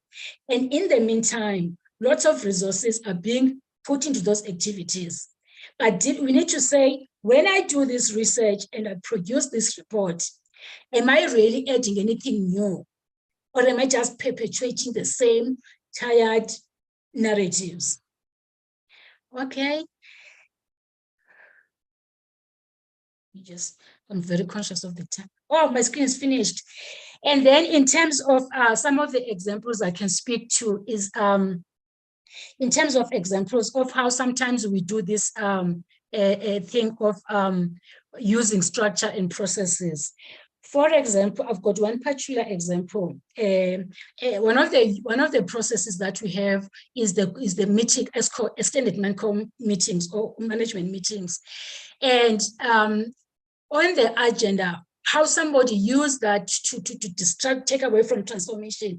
She was very clearly off the record, was tired of transformation, because apparently transformation means employing incompetent Black people, according to a narrative. So what she did then, she would go to the meetings and organize the meetings and would always have on the agenda transformation. So, and then the minutes also reflections in the agenda. So if anybody was looking at the report will say, in the past 6 months, we had so many meetings where transformation was discussed. But what this person was doing to defend against her own racialized anxiety, without fail, when it came to that agenda item, she would stand up and ask a colleague to take over the meeting and go and do something else and come back after the meeting. Now, if you don't speak, if you only speak to the managers who are doing that, you're not going to come across this information. But if you engage the middle managers, the people on the ground, on top of the secondary research that we do, this is the information you're going to come across. And one of the things that I find quite in terms of structural absurdity or the narratives, the common narratives, one of the things I've always thought about was, for example, as part of the transformation agenda, as part of the transformation agenda, one of the things that has on the initiatives is to produce PhD graduates from previously excluded groups. And the thrust of that effort is to focus on young South Africans. It makes sense because then those people are still going to be around and continue, etc., etc. But the absurdity for me is that the reality is that most people from those backgrounds, from previous excluded backgrounds, cannot afford the luxury of an academic career. So we pump in this money, we produce this, and we must do that. But we find that we struggle to build a big enough critical mass, because as soon as they meet the terms of their scholarship, they exit for lucrative careers elsewhere. And for me, therefore, I said to myself, yes, we need to produce these young PhD graduates, but is this singular focus not anti-trans or self-sabotage in a sense? Because at least with the Black community, I know that there are lots of Black potential academics who at the transition moment had to pursue careers in business or in government because they were more paying jobs. They've become quite senior, they've raised their families, their kids are independent. And those people, because maybe for them teaching and education is their call, they are ready to enter the academic space. But if we exclude them, in a way, we just delaying our own transformation. I think I will pause there. It's sufficient what I've said, because I think I'm at 8 minutes too. I'm hoping that this gave us enough to talk about. And because system psychodynamics is a little bit of a strange, because it talks about psychoanalysis and all that stuff. And people are like, ew, what is that? But I hope that at least people are able to appreciate how it can also help us think courageously and differently about organizational culture as well as transformation. Thank you. So much, Prof. I think you have actually stirred or disturbed the hornet's nest here, because I see that there are quite a number of comments that are being made or questions. I can't read all of them. I'll give you a moment to catch up your breath and maybe take a sip of water. I just want to check if you're ready with the questions on your side. Okay, I'll just read two first Yes, from Caroline Selepe. Caroline asked, why is transformation or the transformation concept always perceived to be related to incompetent people or unintelligible processes? Secondly, Prof, can you give examples of selective blindness in universities? Okay. I'm just trying to find my pen. Just bear with me. Direct and straightforward there. Is Prof Steyn ready also to take up a question? Yes, I'm here. Yes. I will request also in terms of the answers, if you can just please be crisp. We're tight on time. Sorry. Thanks, Prof. Go ahead. I think the one about why is incompetence always associated with Black people or with women, depending on the environment. I think Prof Steyn can answer that one better, because there's something that she said in a presentation which talks to, I think she said is, what is it? I think she said unequal there's a term that she used that speaks precisely to this. People, because they are anxious, privileged people experience transformation as taking privileges and something away from them. And as a defense, as a way of problematizing transformation, they will either use all sorts of strange narrative that is reversing racism, or people are just EE candidates. Even with students, you are only, especially if you get into some of those difficult STEM areas, or you are only here because you are an EE beneficiary. So invested interests do not embrace transformation. They have to find ways to make sense for themselves that contains their anxiety, that arrests and stalls transformation, because then they keep us busy engaging in these conversations instead of doing the work of transformation. So what I'm saying is that it's a deliberate political and psychological strategy to preserve privilege. That's how I can best speak to that. And the second question, can you repeat the second question for me, please? I didn't have my pen with me. Yes, it was Prof. about example of selective blindness. That's correct. If you could provide examples of selective blindness in universities. For me, the way I think about selective blindness, as I said, most of us who are working in the universities, either as administrators or transmission managers or academics, we are smart and professional. We know the job. So we should be able to see when things don't quite add up.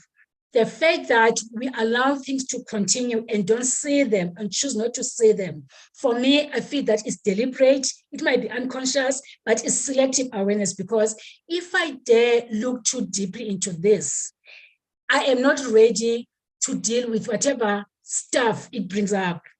I'm trying to think of a specific example. Professor Stein, maybe you can assist as well, because what you are talking to is almost similar. I'm just trying to think of an example. I think the way you have answered it, Prof, actually is direct, and probably you don't necessarily need an example in that case. It's quite clear. It's revealing indeed. Prof Stein? Well, can I just say that I'm so really excited to have Prof. Nguni's presentation, because I think this question of anxiety, as I mentioned, in the closing of my presentation, is something that we just haven't dealt with, enough in terms of what the real resistance is and what the difficulties are, the inhibitors of transformation. And I really do believe that if we don't get a grip on the fact that we're managing anxiety, as I said, we're not going to get much further, because I think that's what's been missing, is that we've been trying to do transformation. We keep coming up against resistance. And at the heart of it, it is the question of the anxiety that people are feeling.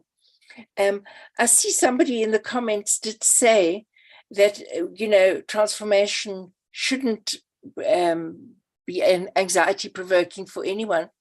But I think the thing is that it really is, particularly for people who have their subjectivities been shaped within domination, within privilege, within advantage. And that, as I think Prof. Nguni said, transformation is experienced and subjectively not even as a confiscation of privilege, but as a confiscation of entitlement, and these subjectivities are very fragile. So I think that, we have to really, really deal with the fragility, and how do we get, particularly like white men, to develop the muscles to be able to deal with transformation in ways that are not defensive, but actually engage in a mature and enabling way for the processes to happen. I think that's really the heart of it. Yes. Thanks for that that response, Prof. I've managed to have a look at the questions now, Felicity. In many cases, from what I can see, is that, well, of course, they are loaded questions, and in there, they are making us think more and not necessarily require a straightforward answer, but a deep reflection, as it were, you know, from what I can see in the questions that have been posted on the chat box. Now, colleagues, I'm afraid, again, we have run out of time. I don't know if you can just a few seconds, Prof. Stein, and then few seconds, Prof. Nguni, just to wrap it off. If I can just quickly respond to the question that was put at the end of my presentation about historically Black universities. And the point was made that whiteness doesn't exist there. And I think that's exactly shows why we need to do the much deeper kind of analysis that I think that both of us have been pointing at, because whiteness is there. It's implicit. It's implicit in policies. It's implicit in epistemologies. It's implicit in conceptions of the university. And it still is playing a controlling sort of controlling the ethos. And you know, just because Black people are at the top of the university doesn't mean that they aren't actually implementing whiteness. So I'll just leave us with that thought. So, yeah, making us think more. Prof. Nguni? My last comment is just as a way of an example to give, to go back to that issue of selective blindness, is when your privilege stops you from seeing what is there for everybody to see. And I can think of one particular senior illustrious Black woman leader in the university sector, who for the longest time, when things were well for her, her argument was always that Black people hide behind apartheid and racism. She was accusing us of using the race card until she experienced it directly. And then all of a sudden, then it was okay, she could see, and it was okay to name racism, to name toxic masculinity. So as long as it suited her, and she was being elevated in this institution, she could not see. She chose not to see. She had ready-made narratives until she experienced it. So that's selective blindness for me. Thank you. Yes. Okay. Even more thinking that we have to do after that statement. Thank you very much to both of you, Prof. Stein and Prof. Nguni. Thanks for your inputs. And colleagues, as I've said, we will make these presentations available after this. So colleagues, we've come to our first break. And even though, you know, with having taken a few seconds after that, so we will convene at 11:15. So please do enjoy your break, your short break, that is, you know, make yourself coffee or tea and just a bit of comfort as well. We'll start sharply at 11:15. Thank you very much.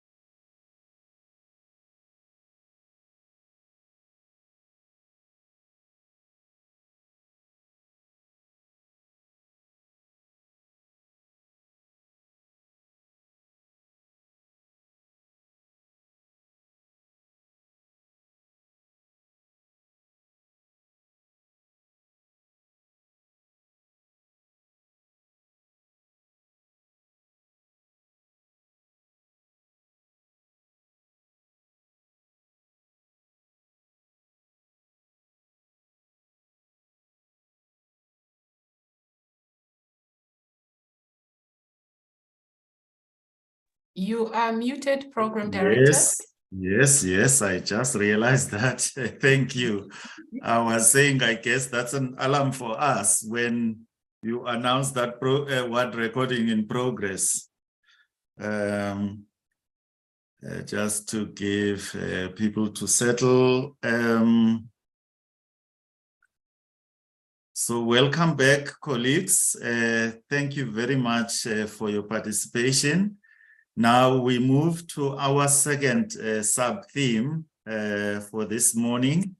And I believe so far so good in terms of the issues that are being raised and in terms of those issues making us to think more about transformation as intended by this transformation dialogue.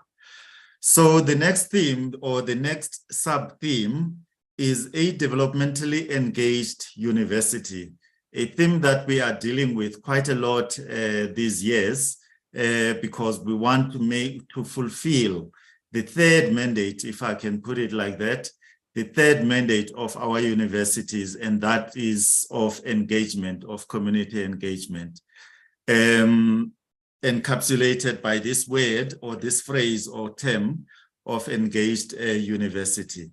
So to get us into this discussion is Professor Takalani Masha from the University of Venda, and the presentation is on addressing the challenges and needs of immediate communities. Prof, I didn't check if you are ready on your side. Can you please come through? Good morning. I think I'm ready. Thank you so much, Prof. I hand over to you. So you've got 20 minutes as well. And if you can please allow some discussion, because these discussions are quite enriching at the end of your presentation. Thank you very much. If you can also, I can see your presentation. If you can put it on the presentation mode. Thank you. Go ahead, Prof. Thank you. Thank you very much. Good morning. My topic is on developmentally engaged university, addressing the challenges and needs of communities. Yet, to understand what a developmentally engaged university is, I separated the meanings of definitions of the developmental university and the engaged university. James Coleman, in a 1986 publication, defines the developmental university as an institution that in all its aspects is especially vibrant and concerned rhetorically and practically with the solution of the concrete problems of societal development.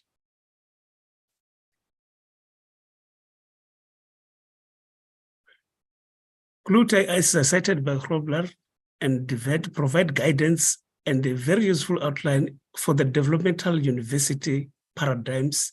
University plays I'm trying to take out this part of slides so that I can read clearly. That is two ways: acknowledging the university as part of the nation's development strategy and the role of new knowledge of development.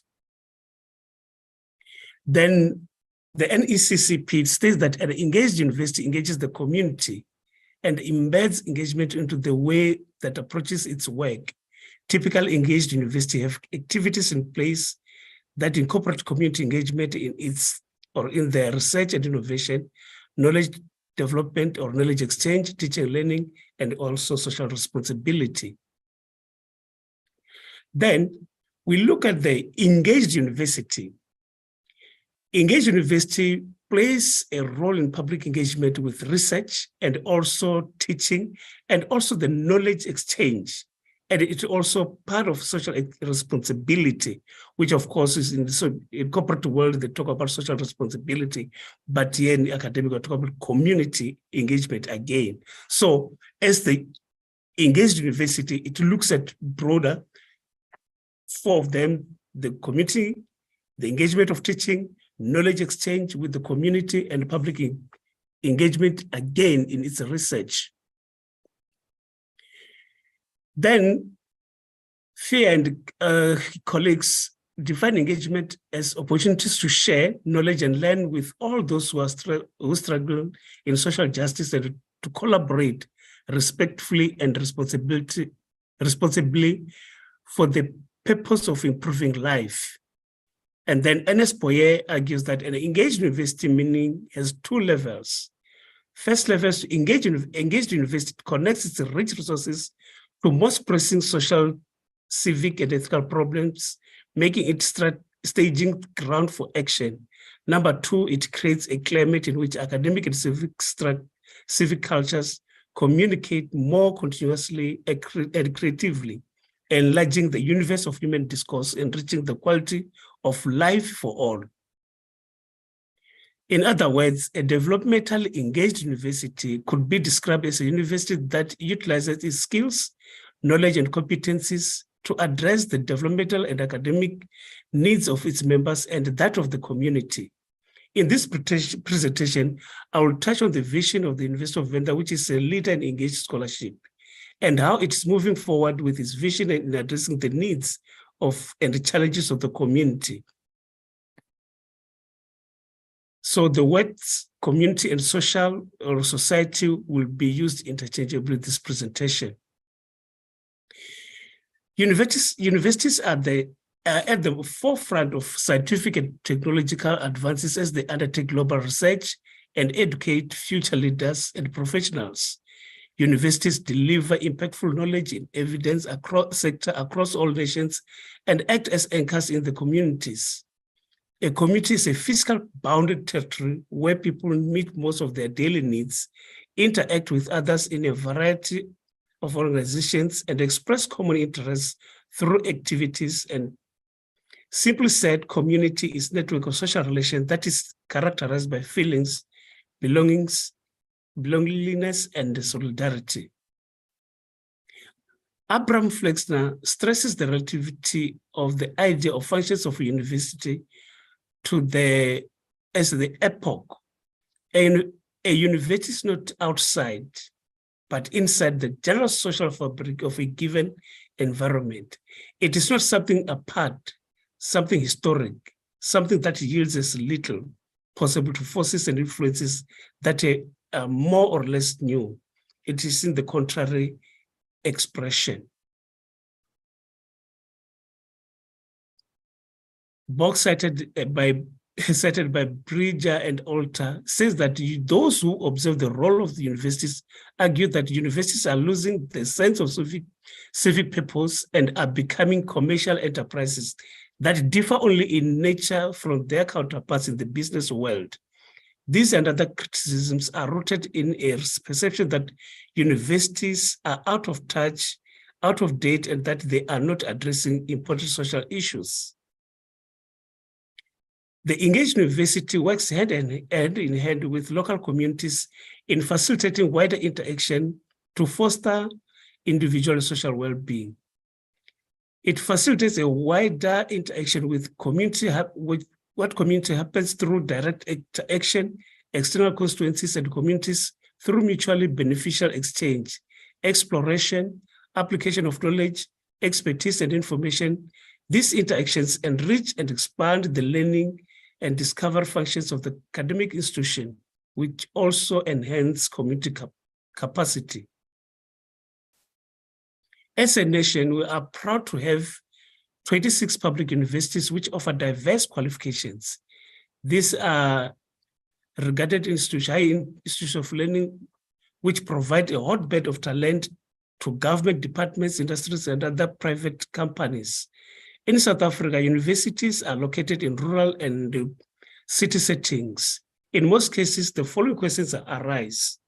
Are rural-based and city-based universities connected with their communities? Do they have knowledge of the challenges and needs of their immediate communities? Are universities playing their roles as catalysts of development?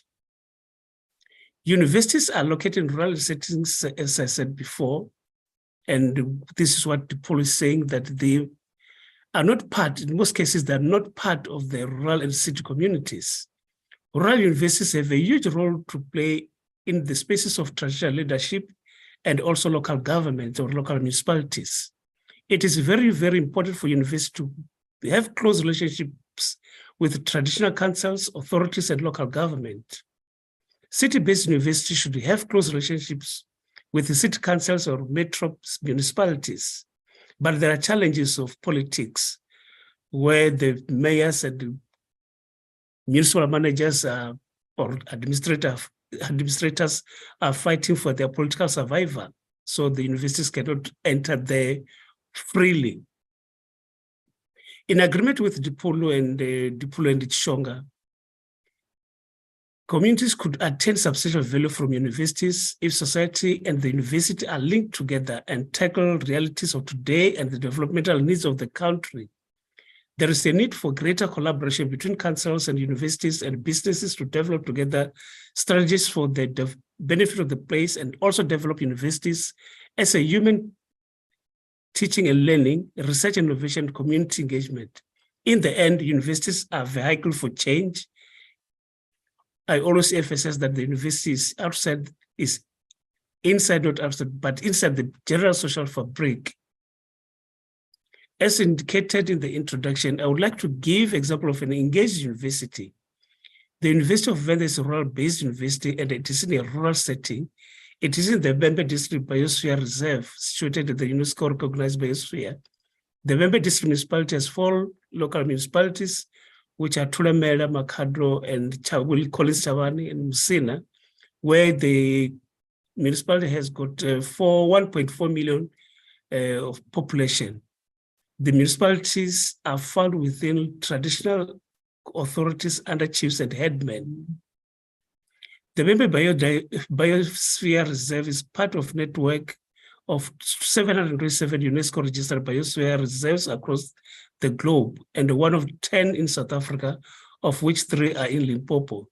The reserve has a remarkable diversity ecosystem or species and the cultural resources.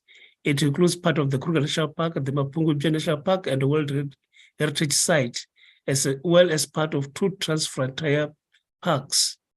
The Soutpansberg is recognized as a center of endemism and center of biodiversity. This forms part of one of the priority areas for conservation in South Africa. From east to west, Bembe Biosphere, every adventure's dream. Biosphere reserves are learning places for sustaining development or sustainable development. They are sites of testing interdisciplinarity to understand and manage changes, interactions between social and ecological systems. The vision of the University of Venda, which is situated in the Biosphere Reserve, is that of a leader in engaged scholarship. As a leader in engaged scholarship, the university, through its Institute of Rural Development, has signed memorandum of understanding with 6 traditional councils, Madonsi, Manenje, Masia, Njakanjaka, Sintumule, and Chivas. All these councils have not less than 65 villages. The Directorate of Community Engagement is also involved with other communities in the district.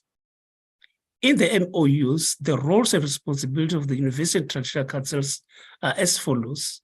For traditional councils, the traditional councils mobilize the community to participate actively in making and implementing development-oriented decisions, to host staff and students working on tasks, assignments, and projects, provides communal resources to students assigned to implement projects, create platforms and opportunities for university students to gain relatively practical experience in developmental or in development-oriented work, links university staff and students with community networks, and rendering other possible support upon receiving requests.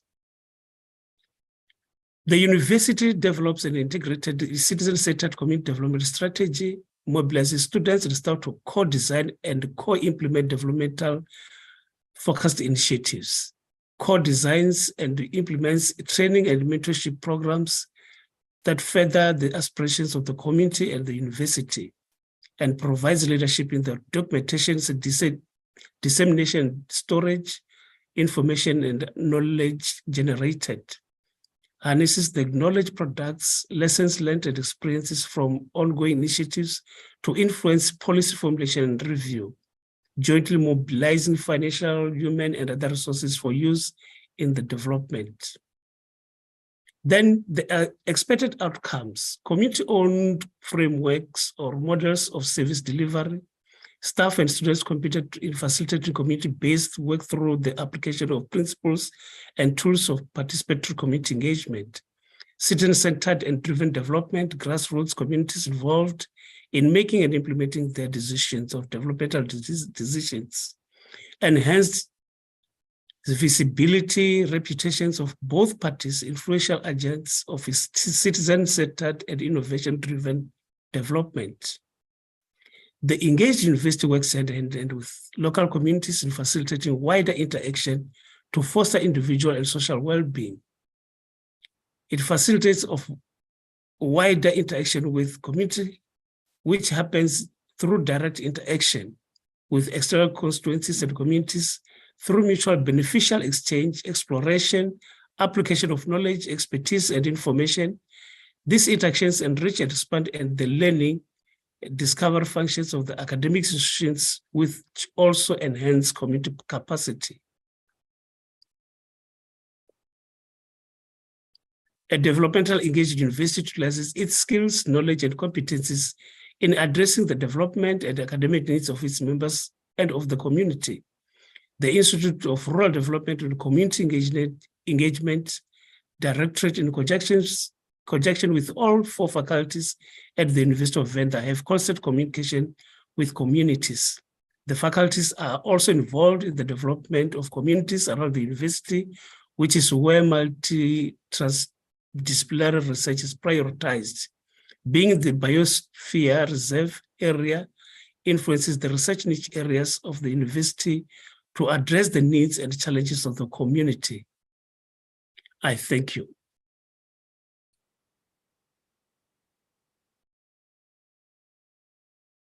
Oh, thank you so much, Prof. Yeah, there we go now.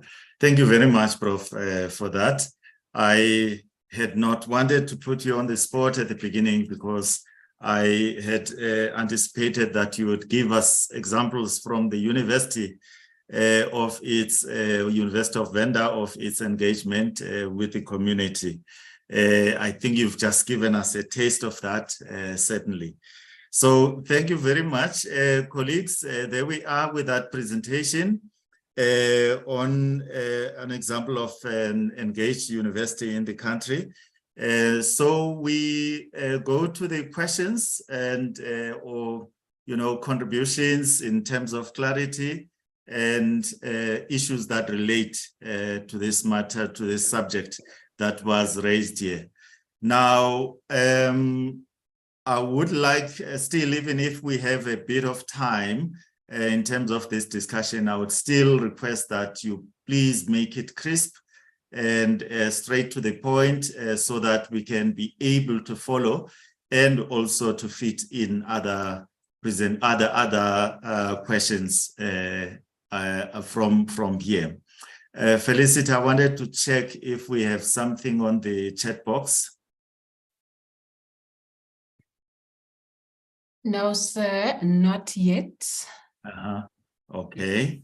Yes, and now I don't know what I've done on my screen. I can't see if we have hands that are up yet. Okay, there we go. I've cleared it.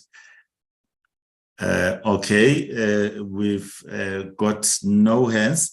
If you may, colleagues, please do come through. Our next presenter is very tight on the time he will have with us, and will only be joining in almost exactly at 12, and then we'll only have will be with us until 1 o'clock. So I would assume that presenter is not in yet, Prof. Malachi. I would assume that he hasn't joined yet. I'm here. Oh, wonderful.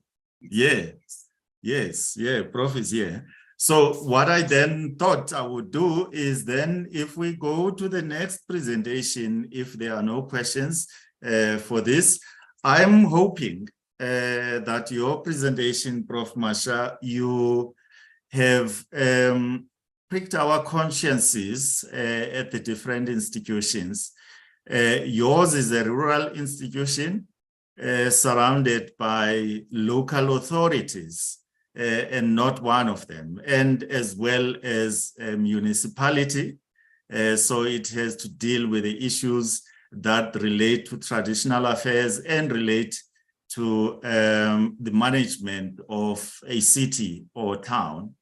So I guess, I would say that maybe the absence of questions is because, the institutions are engaging differently as well in their localities, and that they are familiar with the issues that you have raised.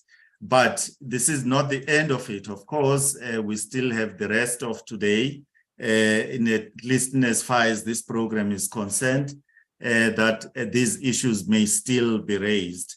There is a question, sorry, Program Director. I've been trying to get your attention. Oh, I couldn't see how you are trying. Yes. So Yes. we can, maybe we can just take that one and then, yes, and let's see.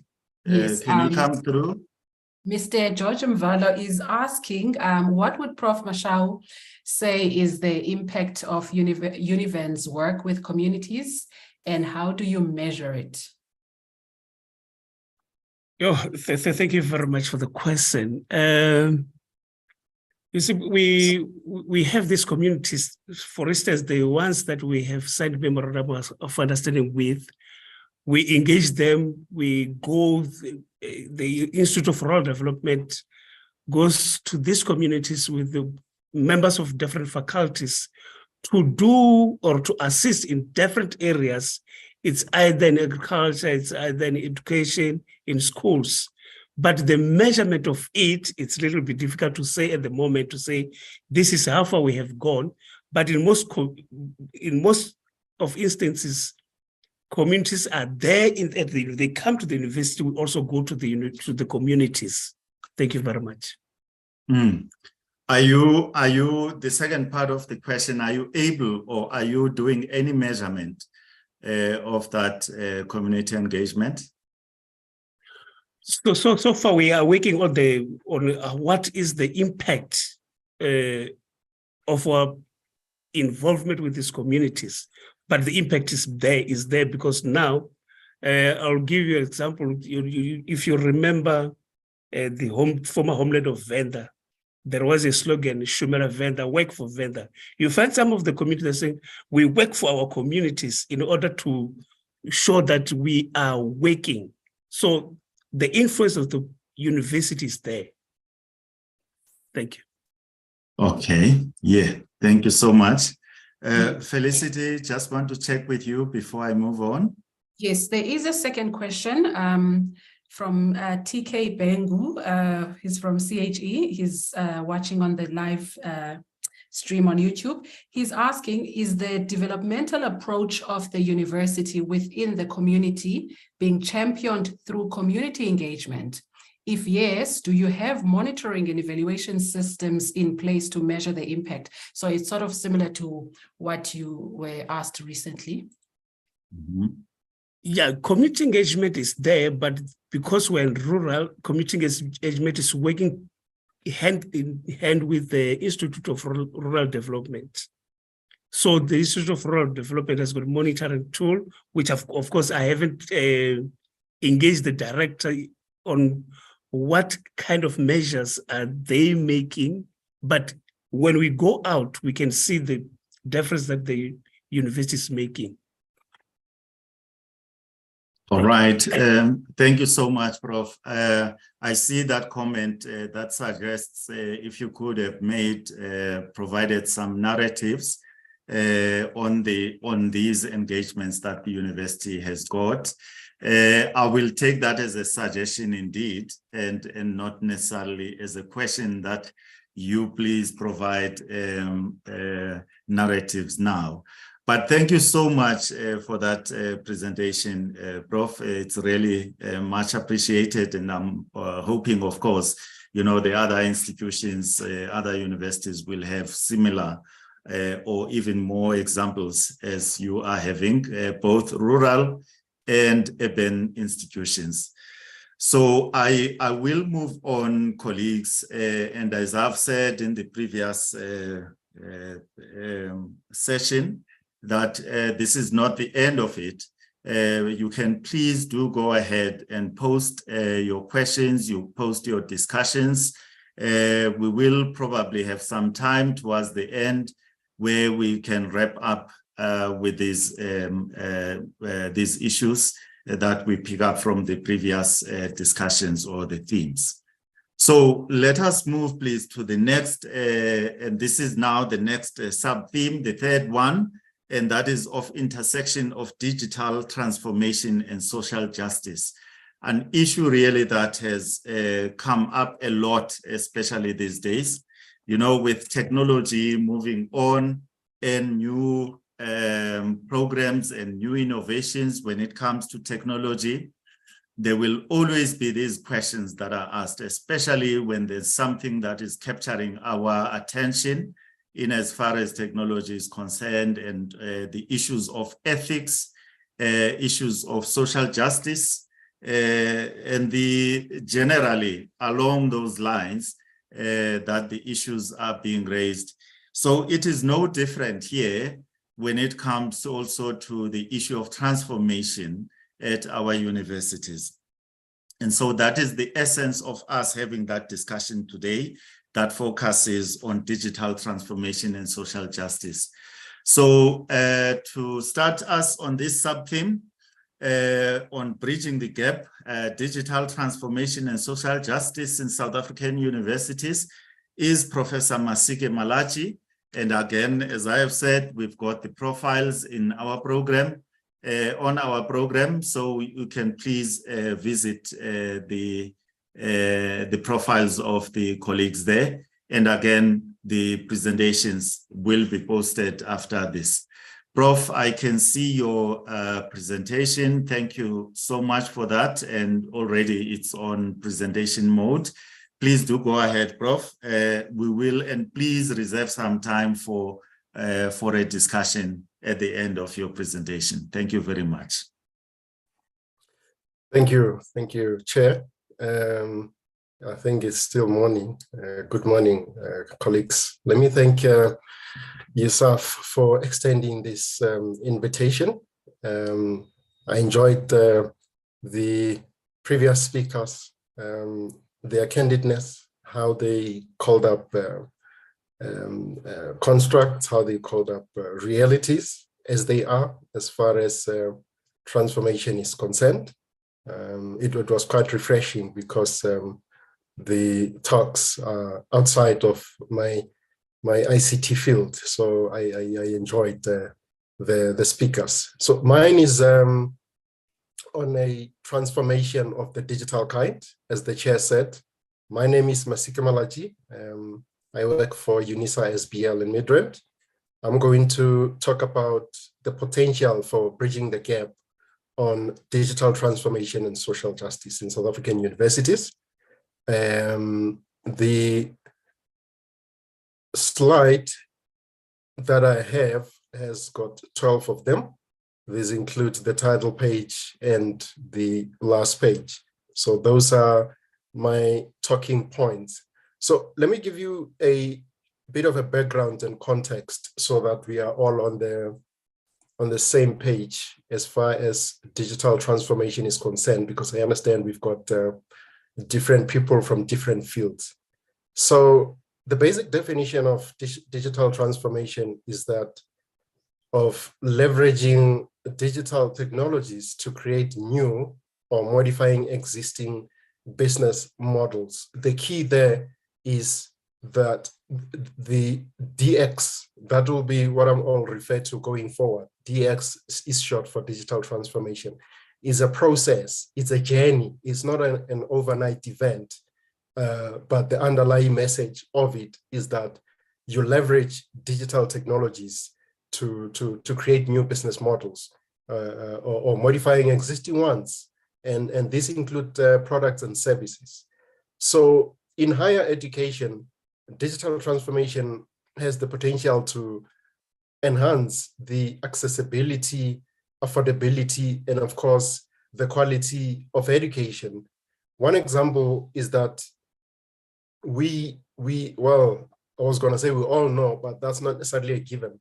The so-called top-tier universities in the world, your Harvards, your Caltech, your Stanford, they post free educational materials online these days.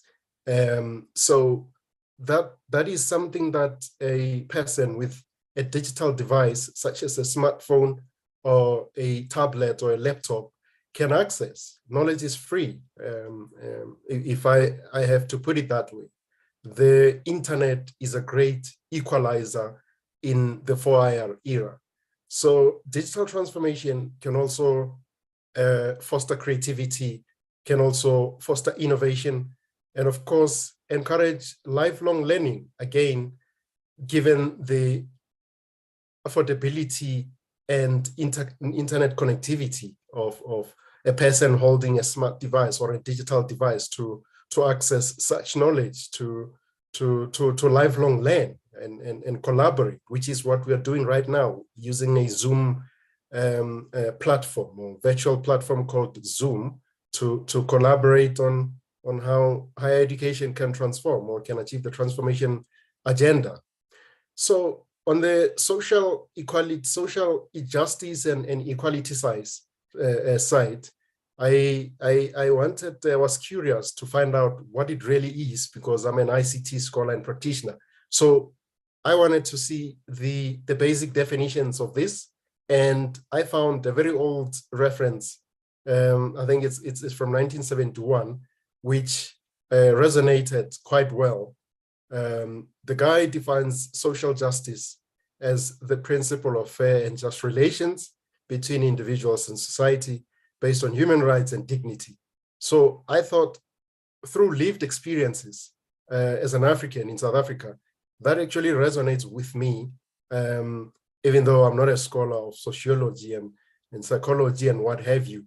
So that's, for the purposes of this talk, what social justice means to me.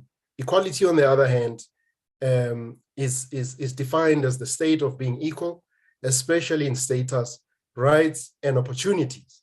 Therefore, in terms of transformation on this talk, social justice and equality are important for South African higher education systems because they have the potential and, of course, social responsibility to contribute to the development of society and address the historical legacy of inequality and exclusion that the previous speakers spoke eloquently about, both from a psychological perspective and otherwise. The gap between digital transformation and social justice is of interest, not only to the previous speakers, but to us technology scholars and practitioners, in the sense that if you ever look at its basic definition, I'll show you the challenges and the influencing factors of it just now.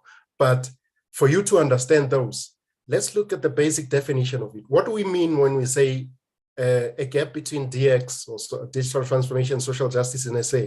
Well, I look at it as the discrepancy between the opportunities and benefits of the different groups of staff and students. And if you are based at an academic institution right now as a staff member, you will understand precisely what that means in terms of the happenings of digital platforms that requires you as an academic to infuse technology in your teaching and learning.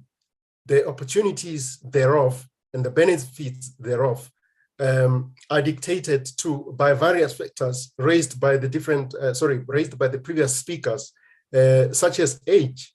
One of the discriminatory thing apart from race, gender, is ageism. So do you have the opportunity and do you derive the benefits of digital technologies to infuse those in your teaching and learning to be productive, to be seen as a productive member of staff? So that's the basic definition of what really we mean by the gap between DX and social justice. That gap is influenced by various factors, such as access to digital devices, internet connectivity. So I'm not going to explain all of them, but let me give you a practical example why the gap is influenced by access to digital devices.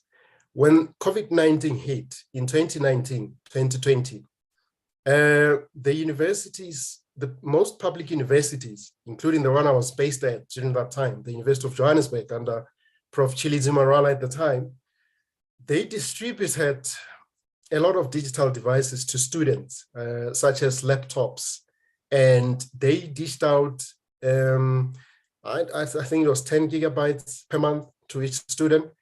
So what happens in this case is that if you have a student from Alexander and a student from Sandton attending the very same engineering course at UJ, when 5 o'clock hits, there are buses moving from Auckland Park campus of UJ. They take the students to various places. The Alexander one will go to Alexander. When this student with this digital device gets home, there's a possibility that there won't be electricity. For example, I'm on the first bullet, access to digital devices, internet connectivity, electricity, and data. And when there's no electricity, if the digital device runs out of battery, obviously the student won't be able to access the educational platforms that the engineering course he or she is doing is offering him to do assignments or download learning materials and do whatever activities that are required of him or her. And I mean, if you are streaming, like right now, we are streaming through Zoom, data costs in South Africa are very expensive.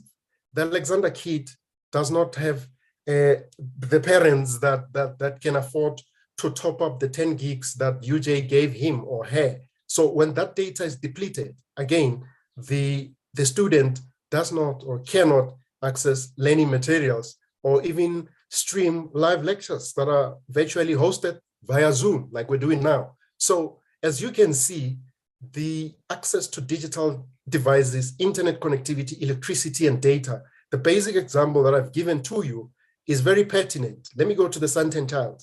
The Sandton child will experience similar issues because we're all hit by load shedding, we're all hit by high data costs in South Africa, but the Sandton child will probably have a power a backup. You know, those portable power banks, the ones, I think the good ones, the 1200 watts, cost around 13,500 depending on the brand. So when load shedding hit, the Sandton child probably has power backup kicking in his or her house.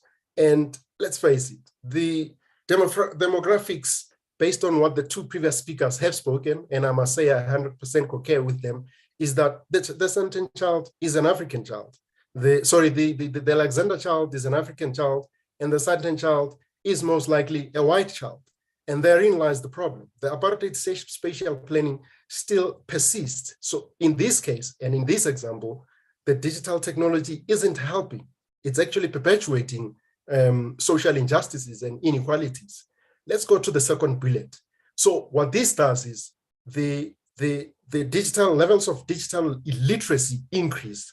The levels of digital skills, inadequate digital skills, increases.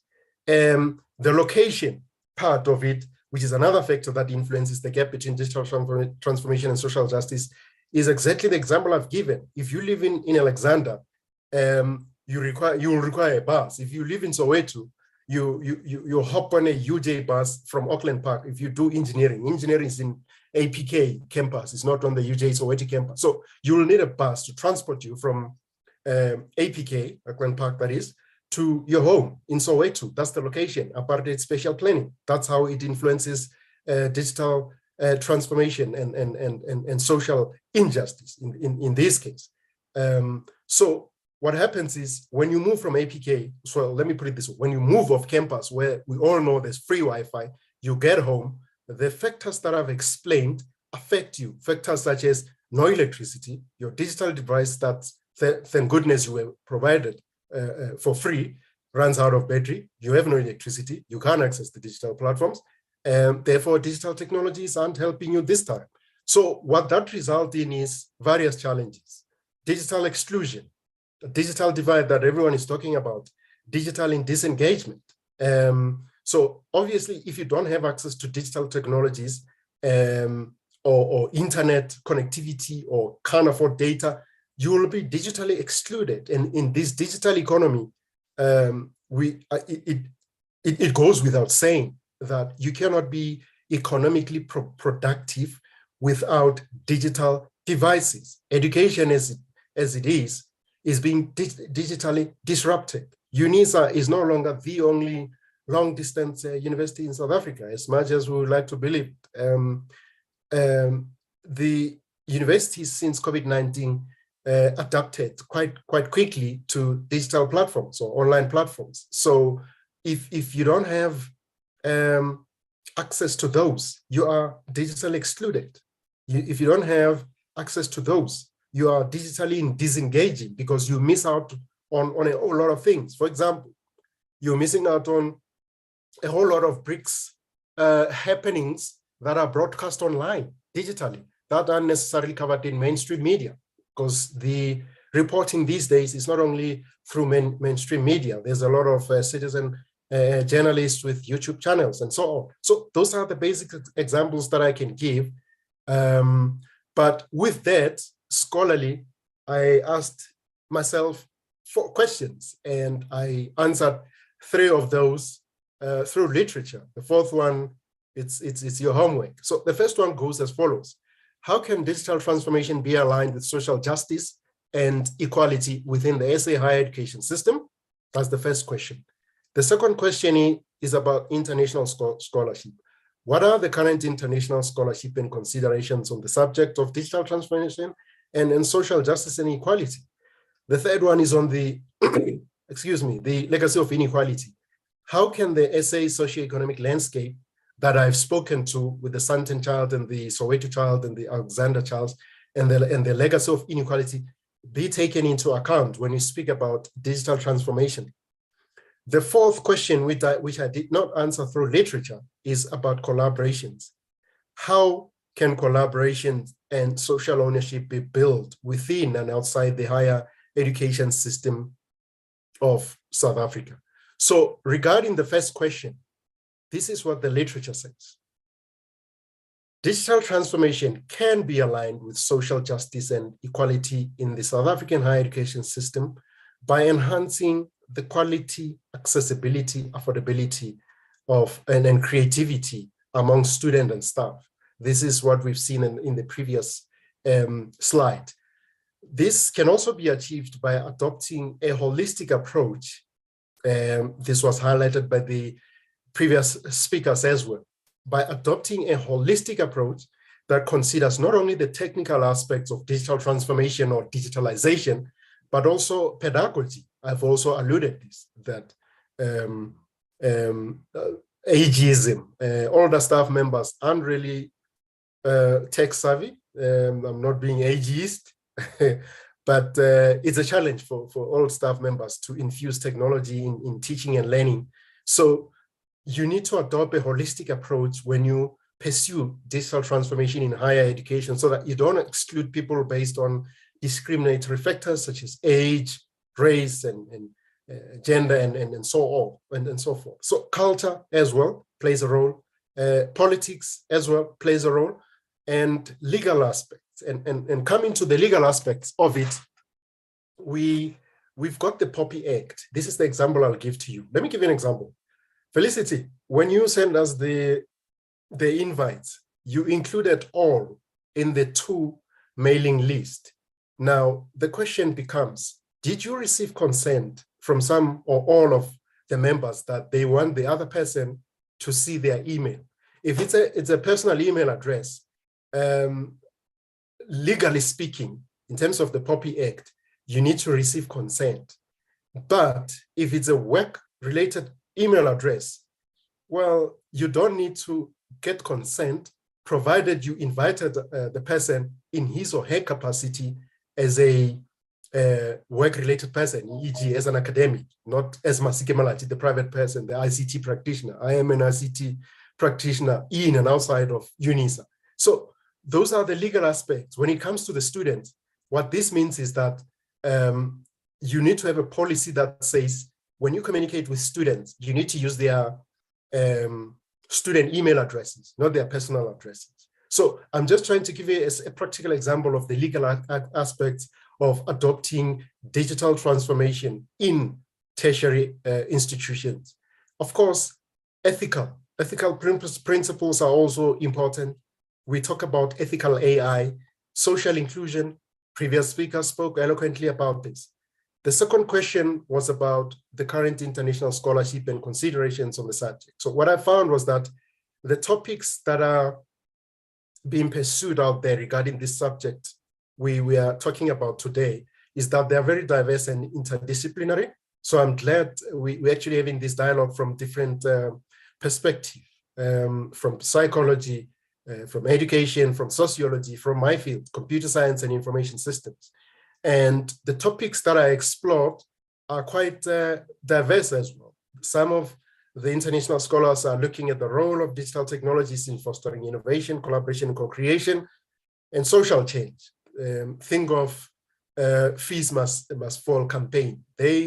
Those young people mostly use Facebook and Twitter, let me say social media. So some studies are looking at the ethical, the legal, and the social implications of digital technologies for privacy. I've just given an example about the POPI Act, cybersecurity, trust, accountability, and of course, responsibility.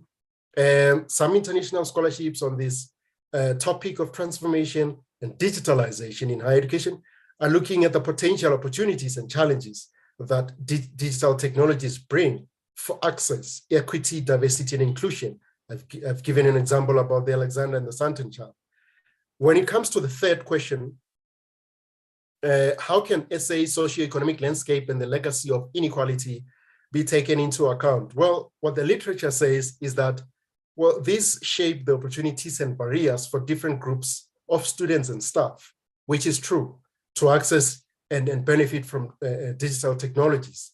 And obviously, we have to make sure that when we tackle this problem, we need to take into cognizance that the digital divide does exist between urban and rural areas. Again, the Santon and the Alexander child, rich and poor, cost of data connectivity, public and private institutions, and so on. We need to make sure that when we tackle this problem, given the legacy of inequality and socioeconomic problems in South Africa, we need to provide adequate resources to the students and staff equally.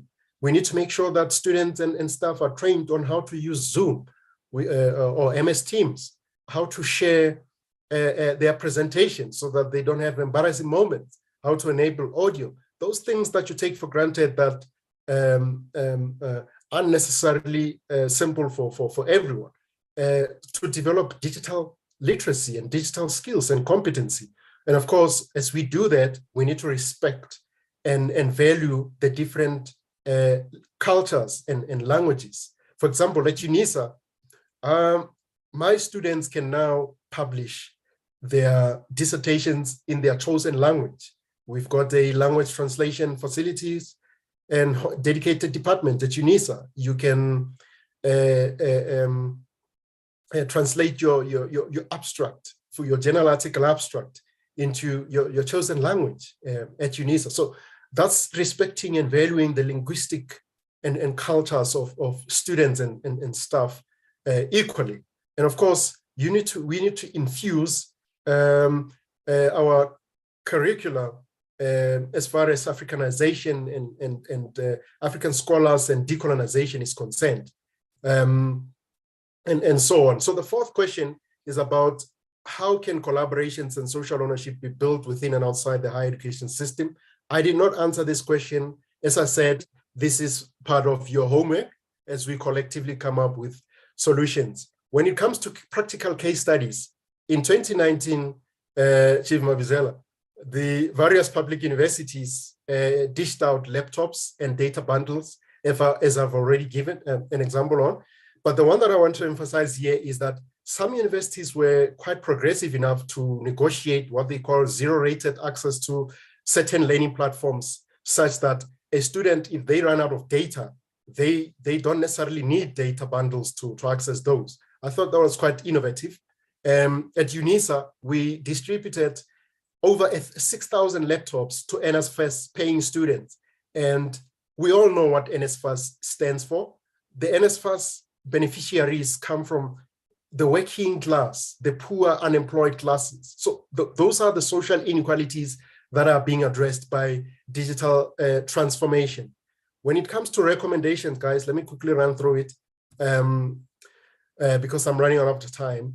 I'm recommending that because this is new, literally we started this in 2019 at the heat of COVID, there needs to be more knowledge around this subject, conduct more research and evaluation on the impact of digital transformation on social justice, on equality. How are these NSFAS beneficiaries now? Are they benefiting from those data bundles? Are they benefiting from those laptops? Are they benefiting from those tablets? Develop more policies and guidelines to ensure ethical and responsible use, and of course, inclusion of both students and staff and society as far as digital technologies in higher education is concerned. Provide more training and support for staff. I've already given an example about ageism, digital skills, the ability to infuse digital technologies in teaching and learning in the 4-year era. It's inevitable.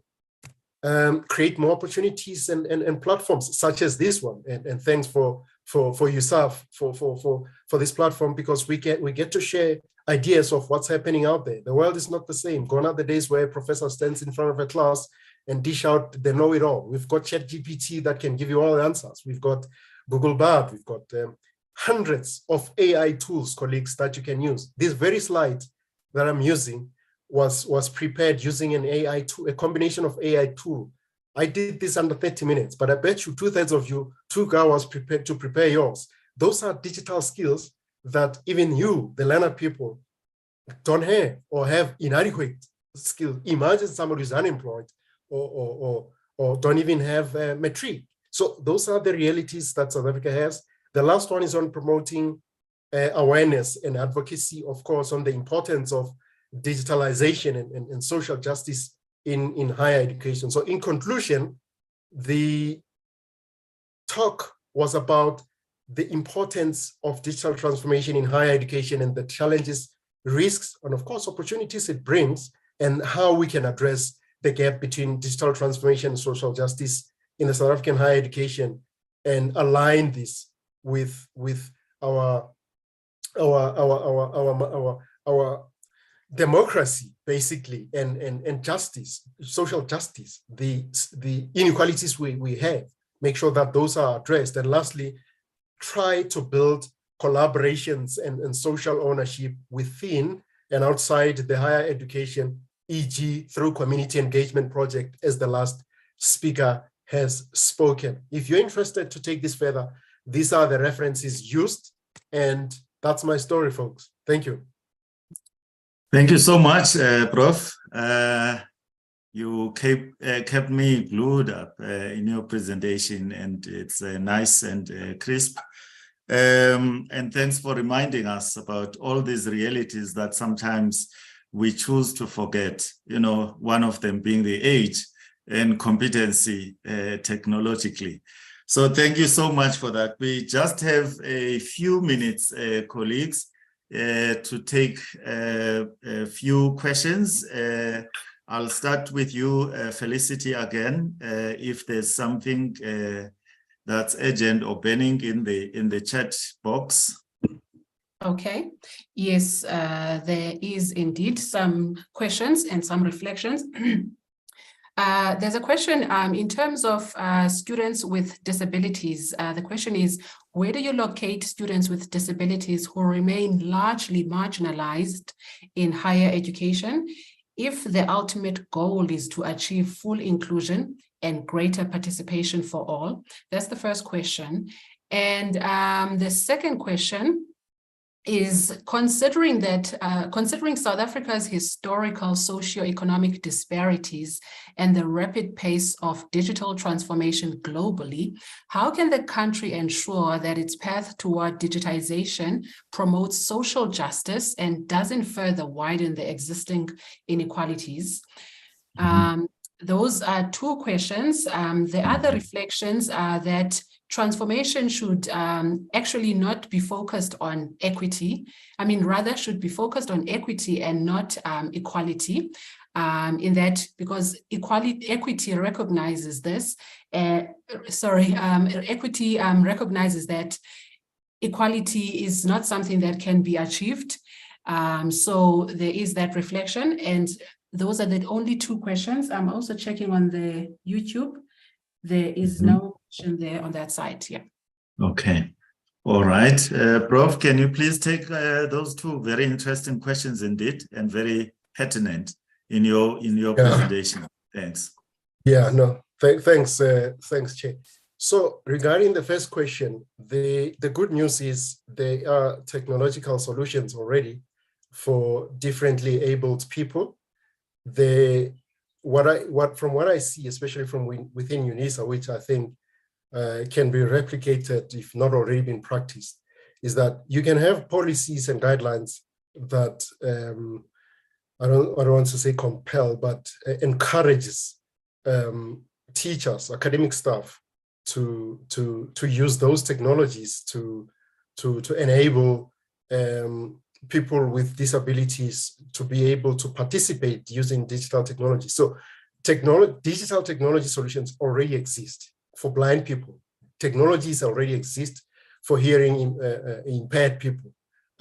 It's a question of whether the institution you are in has policies and guidelines and the will to purchase those, because at the end of the day, we live in a capitalist system, so those aren't free.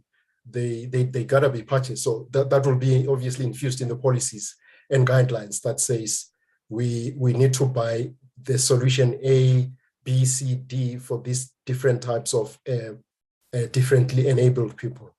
Regarding the path, the second question, the path that South Africa can take for inclusion, I think from my experience before I became an academic as a practitioner, what I found and experienced in the many ICT projects I've done throughout South Africa is that without policy at national level, a lot of things won't happen. So the short answer is policy.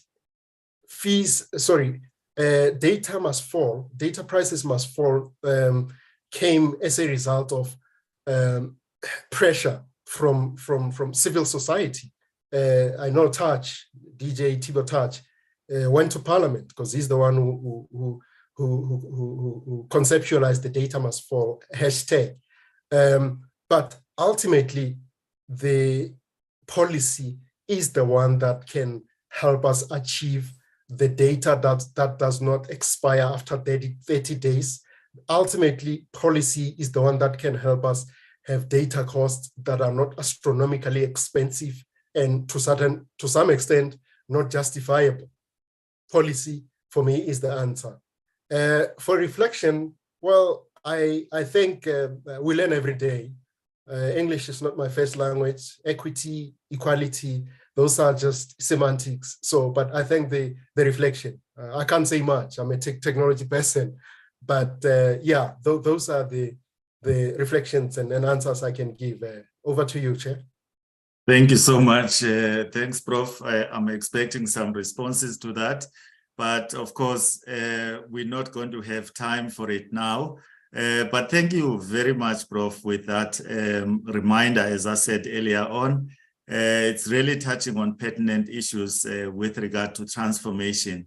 I think we tend to focus more on the issues that have got currency, as it were, and forget about those that lack that currency. The issue of class, the issue of disabilities, for example, are issues of transformation as much as the issues of inequality, race, gender, and so on are still issues of inequality. So thank you very much for that. And colleagues, you can still continue posting your comments, or even if you have questions. These matters are related, and I could pick up the relationship, for instance, between this presentation and the previous presentation. So if you, you having more questions even for the previous presenters, please do post them. We'll see how those do get addressed. Now we're moving to the next presentation, still under the same sub-theme of intersection of digital transformation and social justice.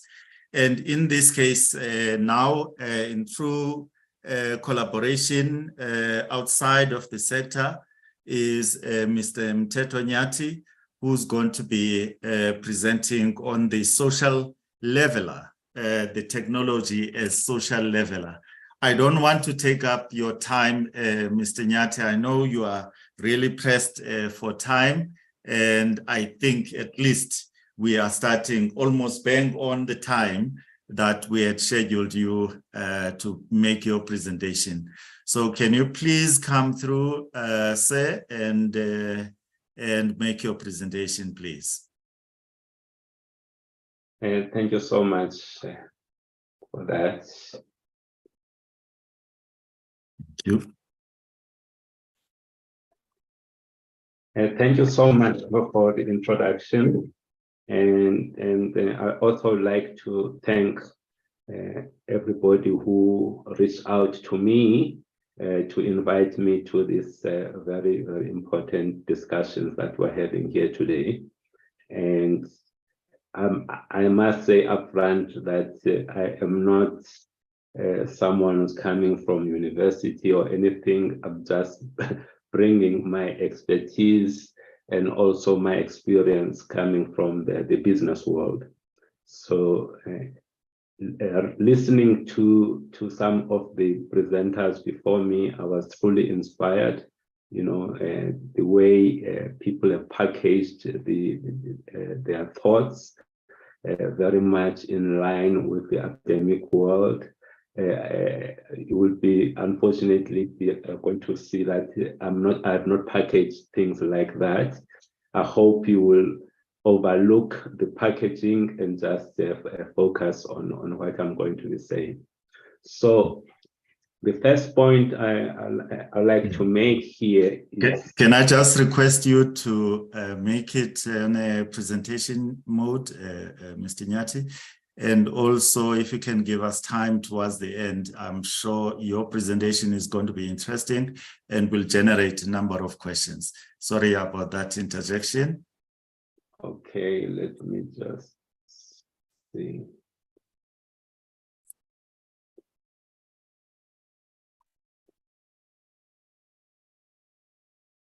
If it doesn't work, we will be able to see your presentation. We see it, in fact, but we'll be able to now. follow. Yes, we can. Yeah.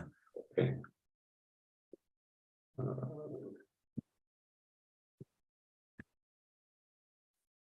I think let me just continue.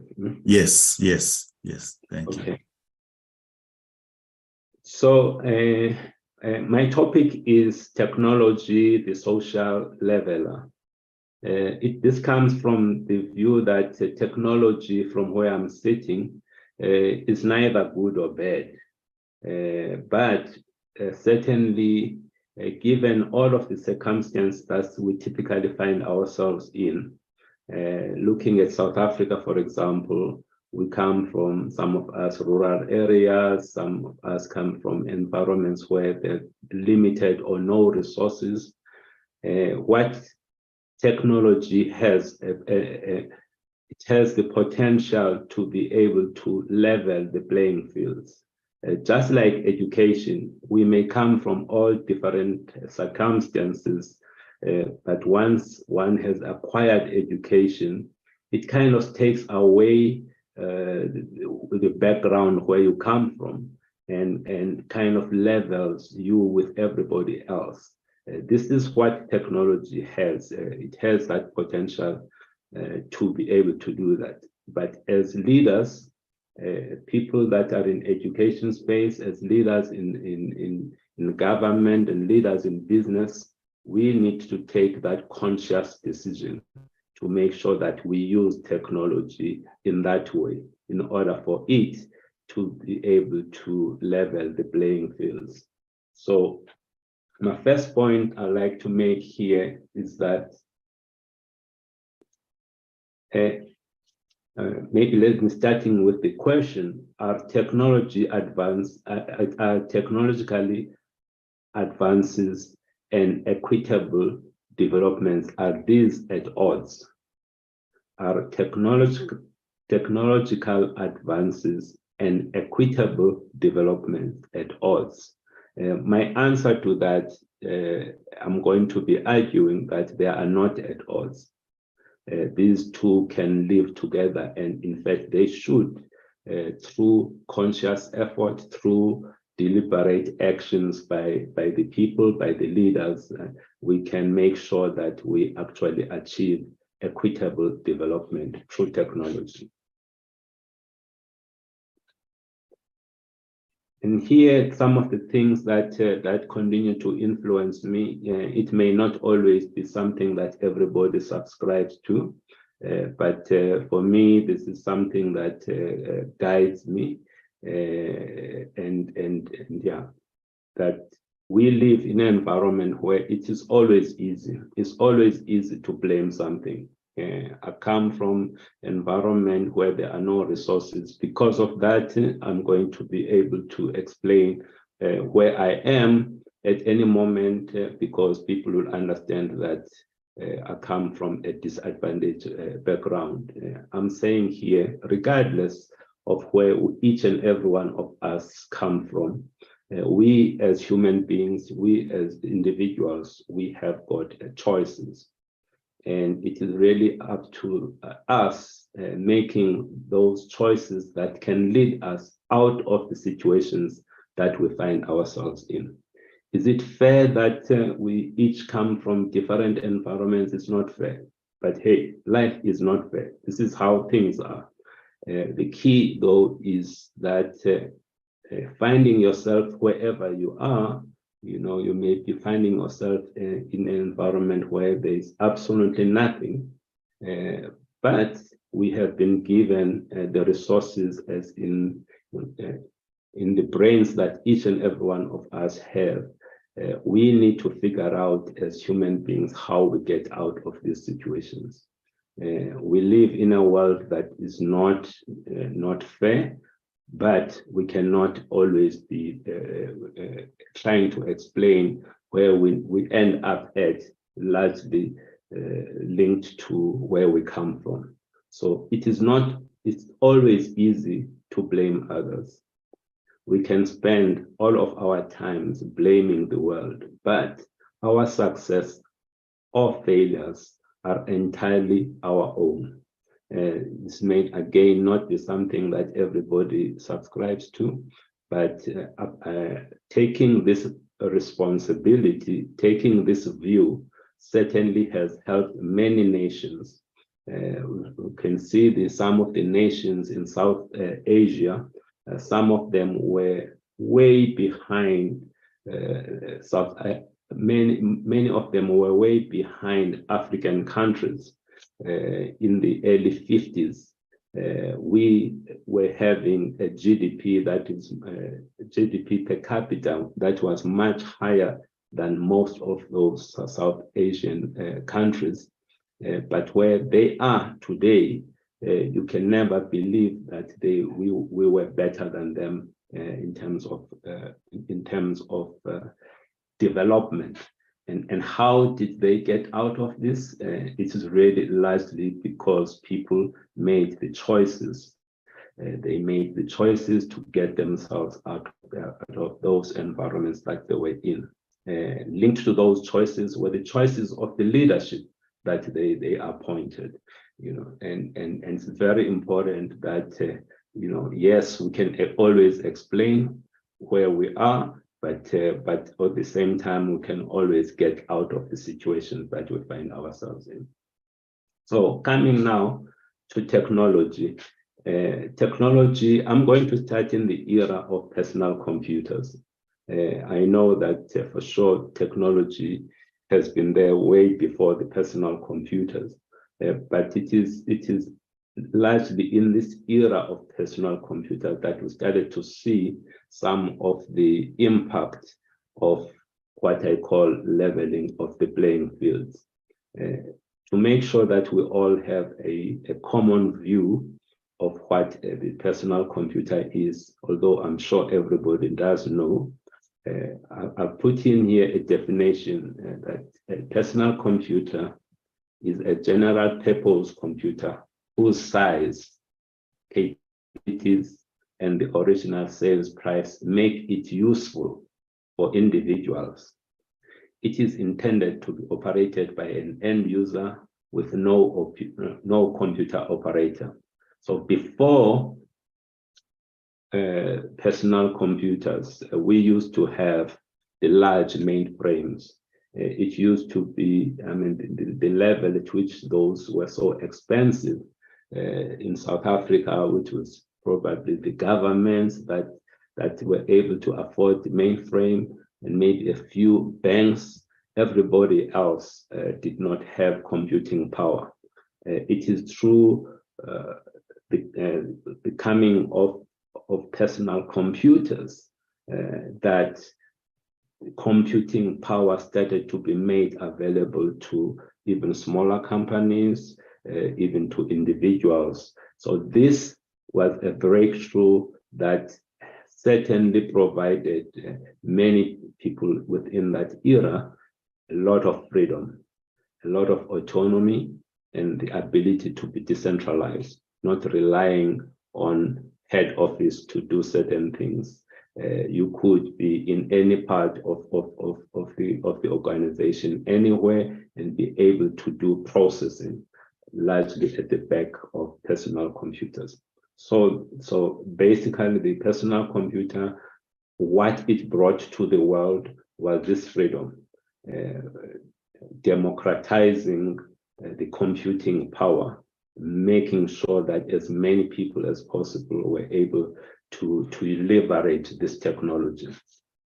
It was at this time that Microsoft came in, and I was also fortunate to have been somebody that was associated with Microsoft, and I can understand the passion of that organization to drive what at the time they were calling it the democratization of technology, and that came from the vision that Bill Gates had of that company, a vision of making sure that there is a computer on every desk and in every home.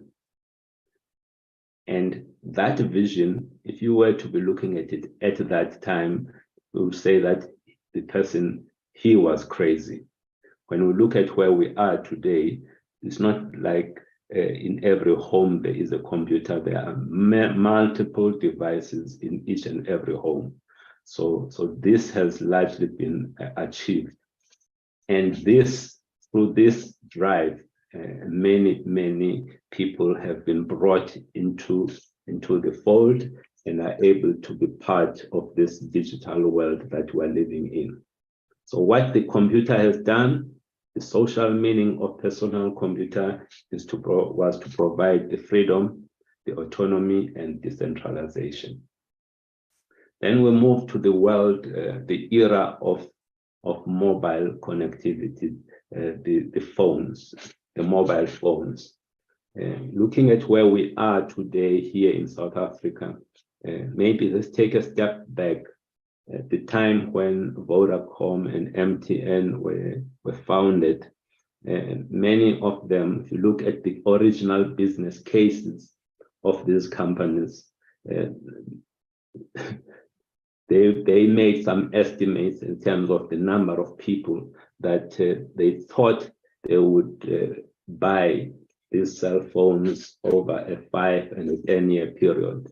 All of those estimates were wrong by a mile. because this mobile connectivity, these mobile phones addressed a huge problem of connectivity and provided an opportunity to create a level playing field for people that may be sitting in rural areas that could be dreaming of never going to ever be possible to get landlines to build.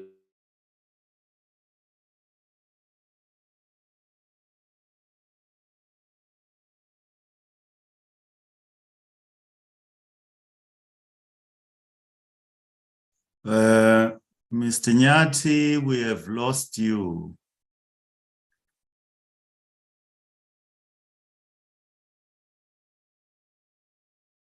Colleagues, Felicity, is it just me or is Mr. Nyati just gone completely? I think it's gone even from the screen now. He's still in the room, but I think he must have lost connection.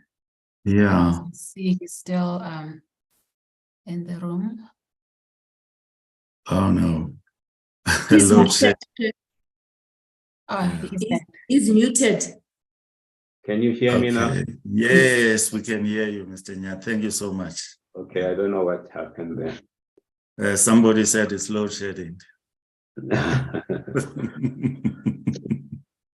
So I was saying that the mobile phones certainly made a huge difference in leveling the playing fields when it comes to communication. And at the time, it was just about communication. But today, we're talking much more than communication. We're looking at smartphones that are capable of doing a lot more.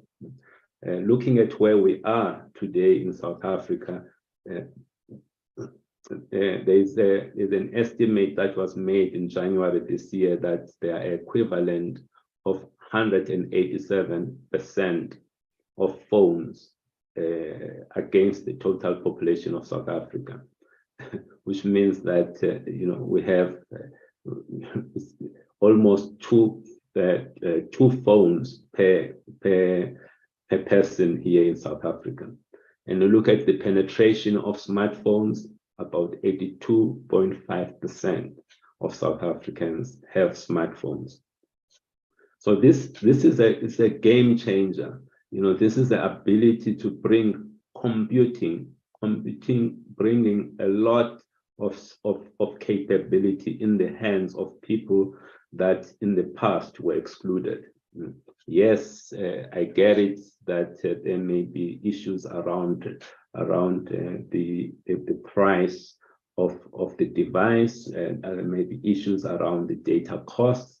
But when you also look at the benefits linked to having a smartphone, the ability for people sitting somewhere else, not having to travel, but you doing transaction via this device, the return on investment, which is shown by people buying phones, they are voting through their actions here. Yes, there may be challenges around that, but the benefits far outweigh the costs. So you can see through the actions that they are taking. So the research that has been done recently, looking at the emerging economies and how in those emerging economies people feel about these mobile devices. I'm just going to be sharing with you some of the quotes. The first one from a man in Kenya. He says that, "I think mobile phones have made the world like a global village." Basically, he says that, yes, I may be sitting here in Kenya, Nairobi, but to me, I'm connected to the rest of the world. I'm able to be, I feel like, what stuff is happening in Russia yesterday or today, I'm able to pick it up sitting here in Nairobi. I'm connected. A woman in Mexico say that it's like mobile phones have become like your partner, and that's how That's how important phones have become. You know, they have become just like I cannot do without a phone. And another man in Mexico is that in general terms, communication is much more efficient.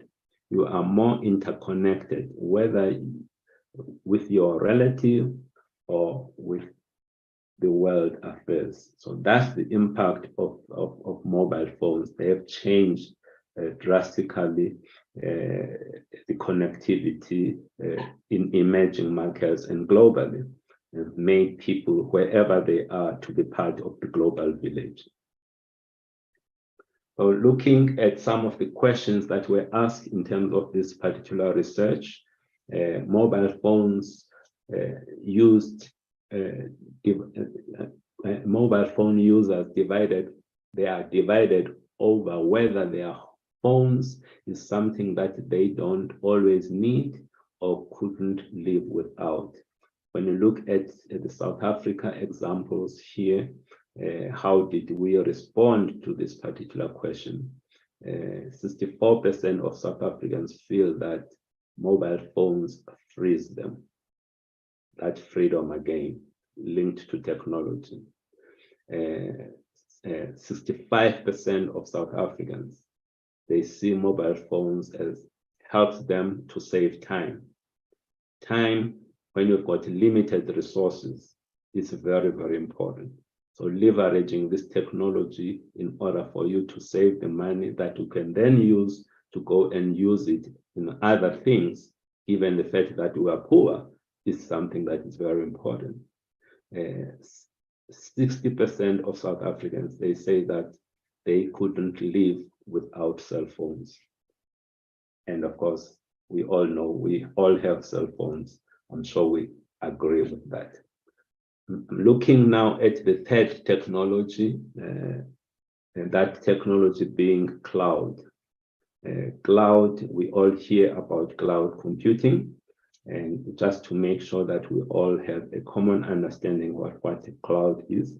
A cloud computing is a technology that provides remote access to software, data processing, file storage on the internet.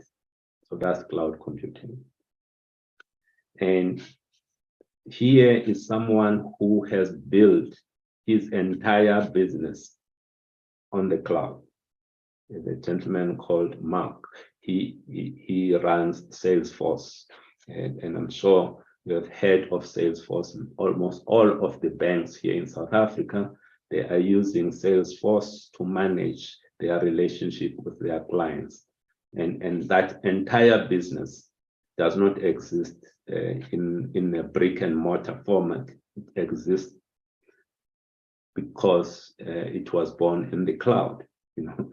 And this is a business that is a late entry into this space.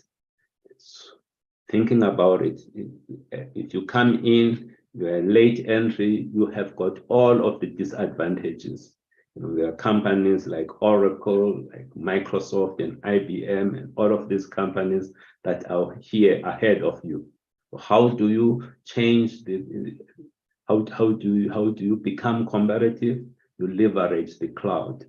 Using the cloud, it takes away all of the advantages of scale, of having been around for a long, long time.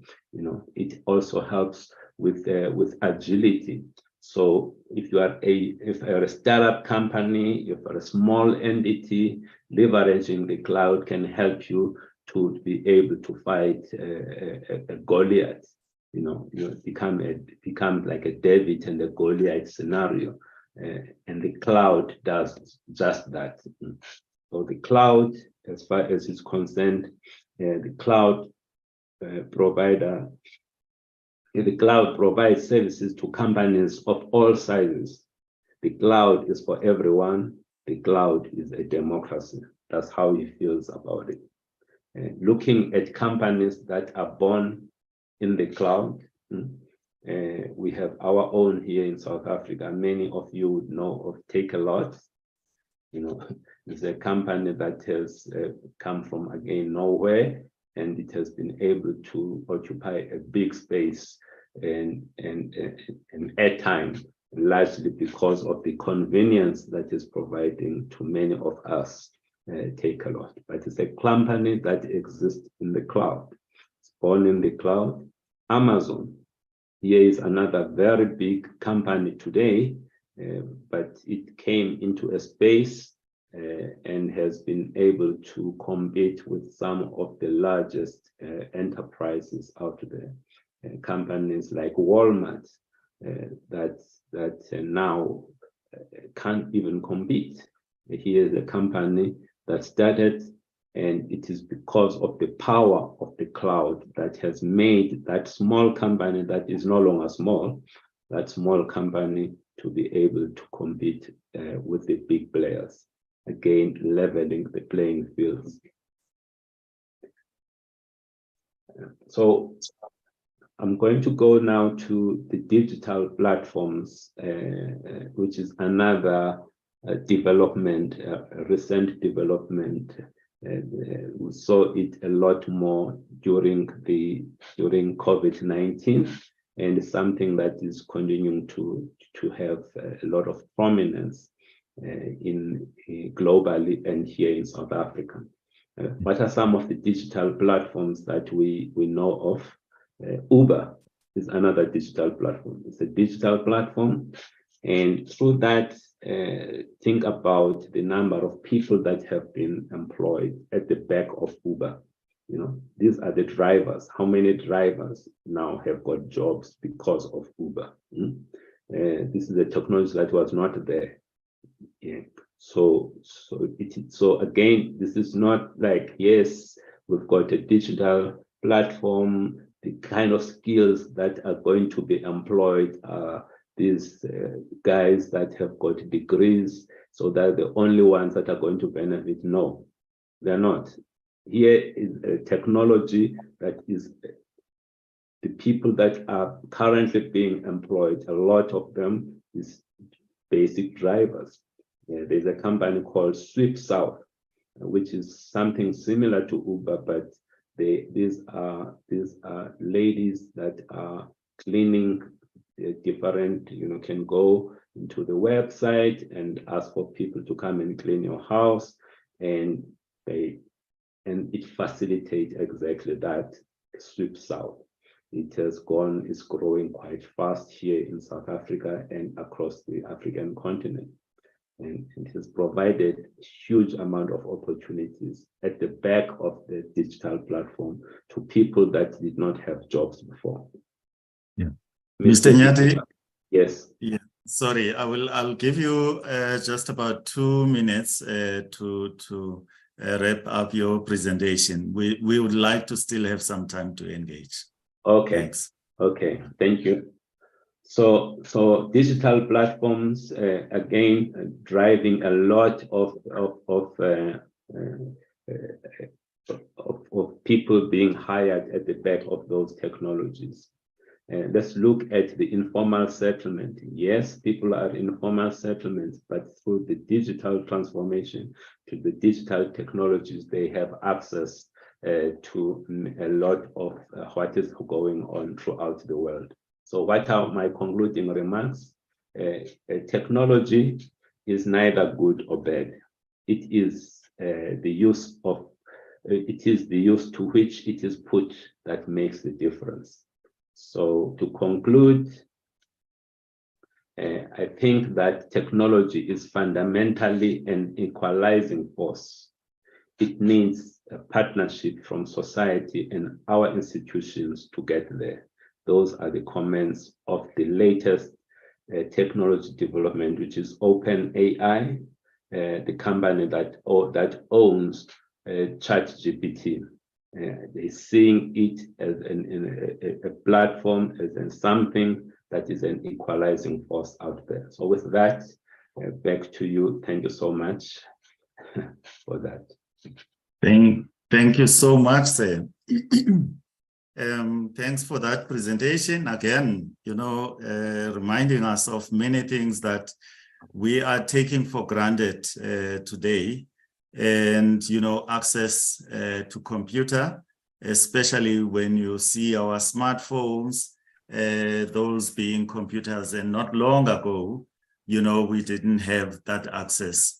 So, and of course, you know, the underestimation that companies also did that were involved in technology, the underestimation of how much of this technology will penetrate the communities and how they are getting, how they are made use of in those communities. So thanks so much for that presentation. Felicity, I've not been able to look at the chat space. Can you please, if there are any questions, or yeah, can you please go through that?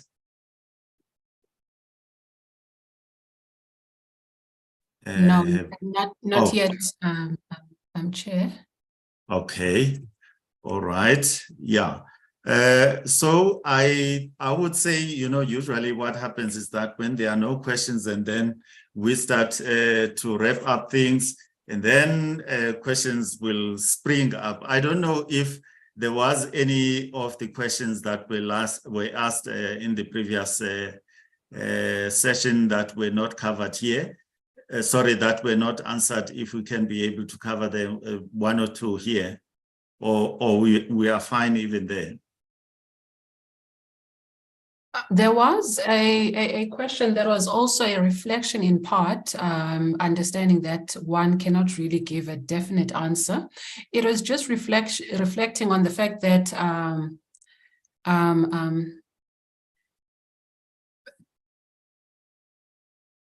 there's, you know, in terms of poor network infrastructure, this came when Prof. Masike was presenting, that the poor network infrastructure affects connectivity. Therefore, you know, one wonders if South Africa would ever be anywhere closer to a fully functional digital transformation era. You know, is it something that is actually achievable, you know, or it can be achieved in part, you know, for some, and others would continue to be left out? Because as we know, a network infrastructure is an enabler for digital transformation. Mm-hmm. Yes, thank you. I know it was not asked to you, Mr. Nyati. I don't know whether you would be able to venture into that question, seeing also that you've made some examples of countries that were far behind a few decades ago and now very much ahead in terms of especially facilitated by development in technology. Yeah, let me try and answer that from my perspective. When we look at our mobile operators in South Africa, we've got Vodacom, MTN, Telkom, Cell C, and Rain, and those typically are, you know, if you are a consumer, you are aligned to one of those 4 or 5 companies. And they have invested significantly in terms of the infrastructure in our country, but they are not covering all of South Africa. And of course, there is a limit to, you know, the affordability of their offerings. So there is another element that is missing in the equation, which is when you look at our schools, look at our hospitals, look at our police stations. Somebody needs to be putting that infrastructure there, you know, and that person, that is not these companies. It should actually be government. It should be our public representatives that are making those choices to help drive the inclusion that we so desperately need.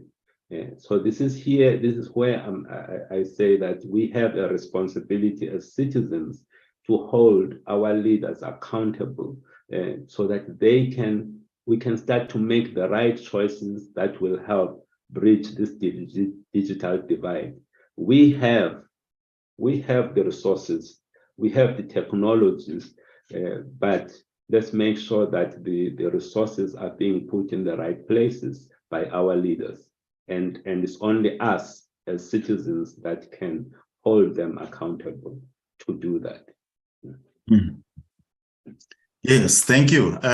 Sounds like a good concluding remark to that question, but also to your presentation indeed. Thank you very much, Mr. Nyati, for that, and thanks for your presentation indeed. Very much appreciated. And as I said, when we introduced you, it's an illustration also of us in the university sector, being able to then go out of the comfort zone of our universities and reach out to our corporate sector. And all in an attempt to address the issues of transformation in our higher education system. Colleagues, that really marks the end of the presentations. And as you could see in the program, there's just a bit of space for summary and closing remarks that I was requested to do. It's going to be difficult to summarize what has been presented here, which I found it very rich throughout all these presentations, starting with the opening remarks and the welcome by Professor Mayekiso. But what I would like to say just in the next 2 minutes, and maybe we just close it completely, is that what we set out to do with this transformation dialogue is to get an understanding of the nature of the shifts that have occurred in sectoral and institutional transformation over the years. And we are counting years indeed. The earlier presentations that were made gave us at least about 3 to 4 decades that we have gone through since 1994, if you like, or since the era of this policy that we are in our higher education system, and of course, the need for visible transformation at our institutions.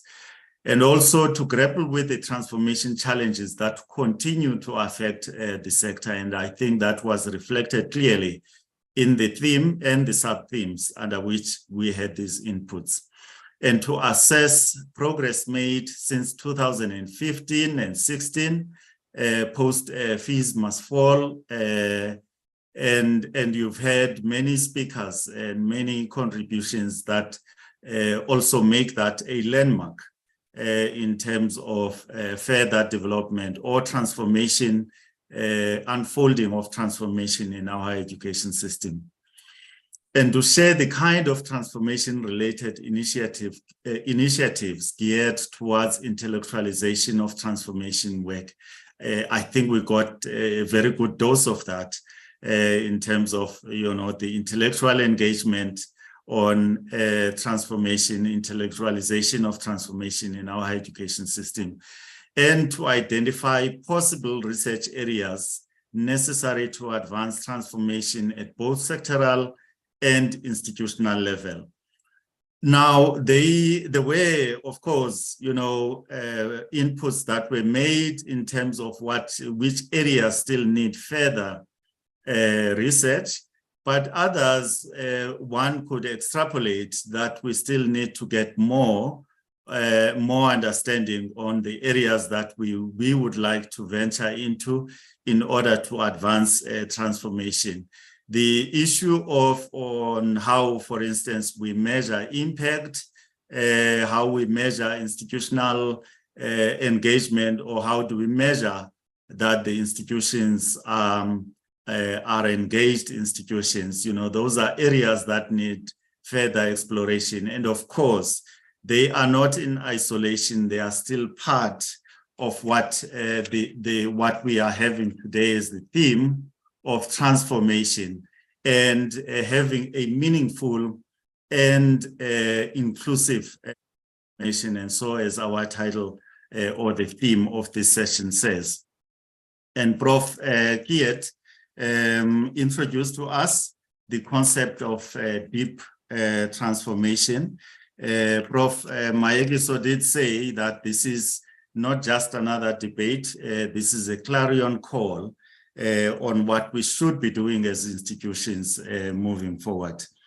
So, colleagues, what we will do, therefore, is to consolidate these discussions, the questions that you have asked, the responses, of course, the inputs, presentations that were made, which we said we'll make available, would be to consolidate that from our side and come up with a report that we will submit to the Transformation Strategy Group.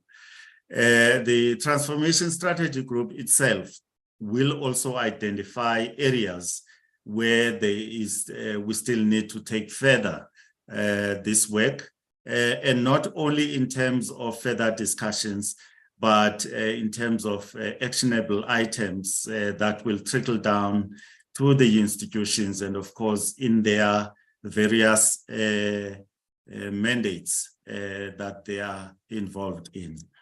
So with that, colleagues, thank you so much for your participation. Thanks for the enthusiasm. This topic of transformation never ceases. It doesn't run out of time. It never ceases to interest. And your attendance today is an illustration of that, of exactly that. There has been so many transformation dialogues in the past, but each time, you know, there are these discussions, you make it. And of course, you know, you ask and reveal questions that show that we are no longer in the era of the past decades. We are where we are now, and we are also looking forward in terms of how we should be carrying out transformation and make meaningful transformation at our institutions. With that, I want to say thank you, and the session is now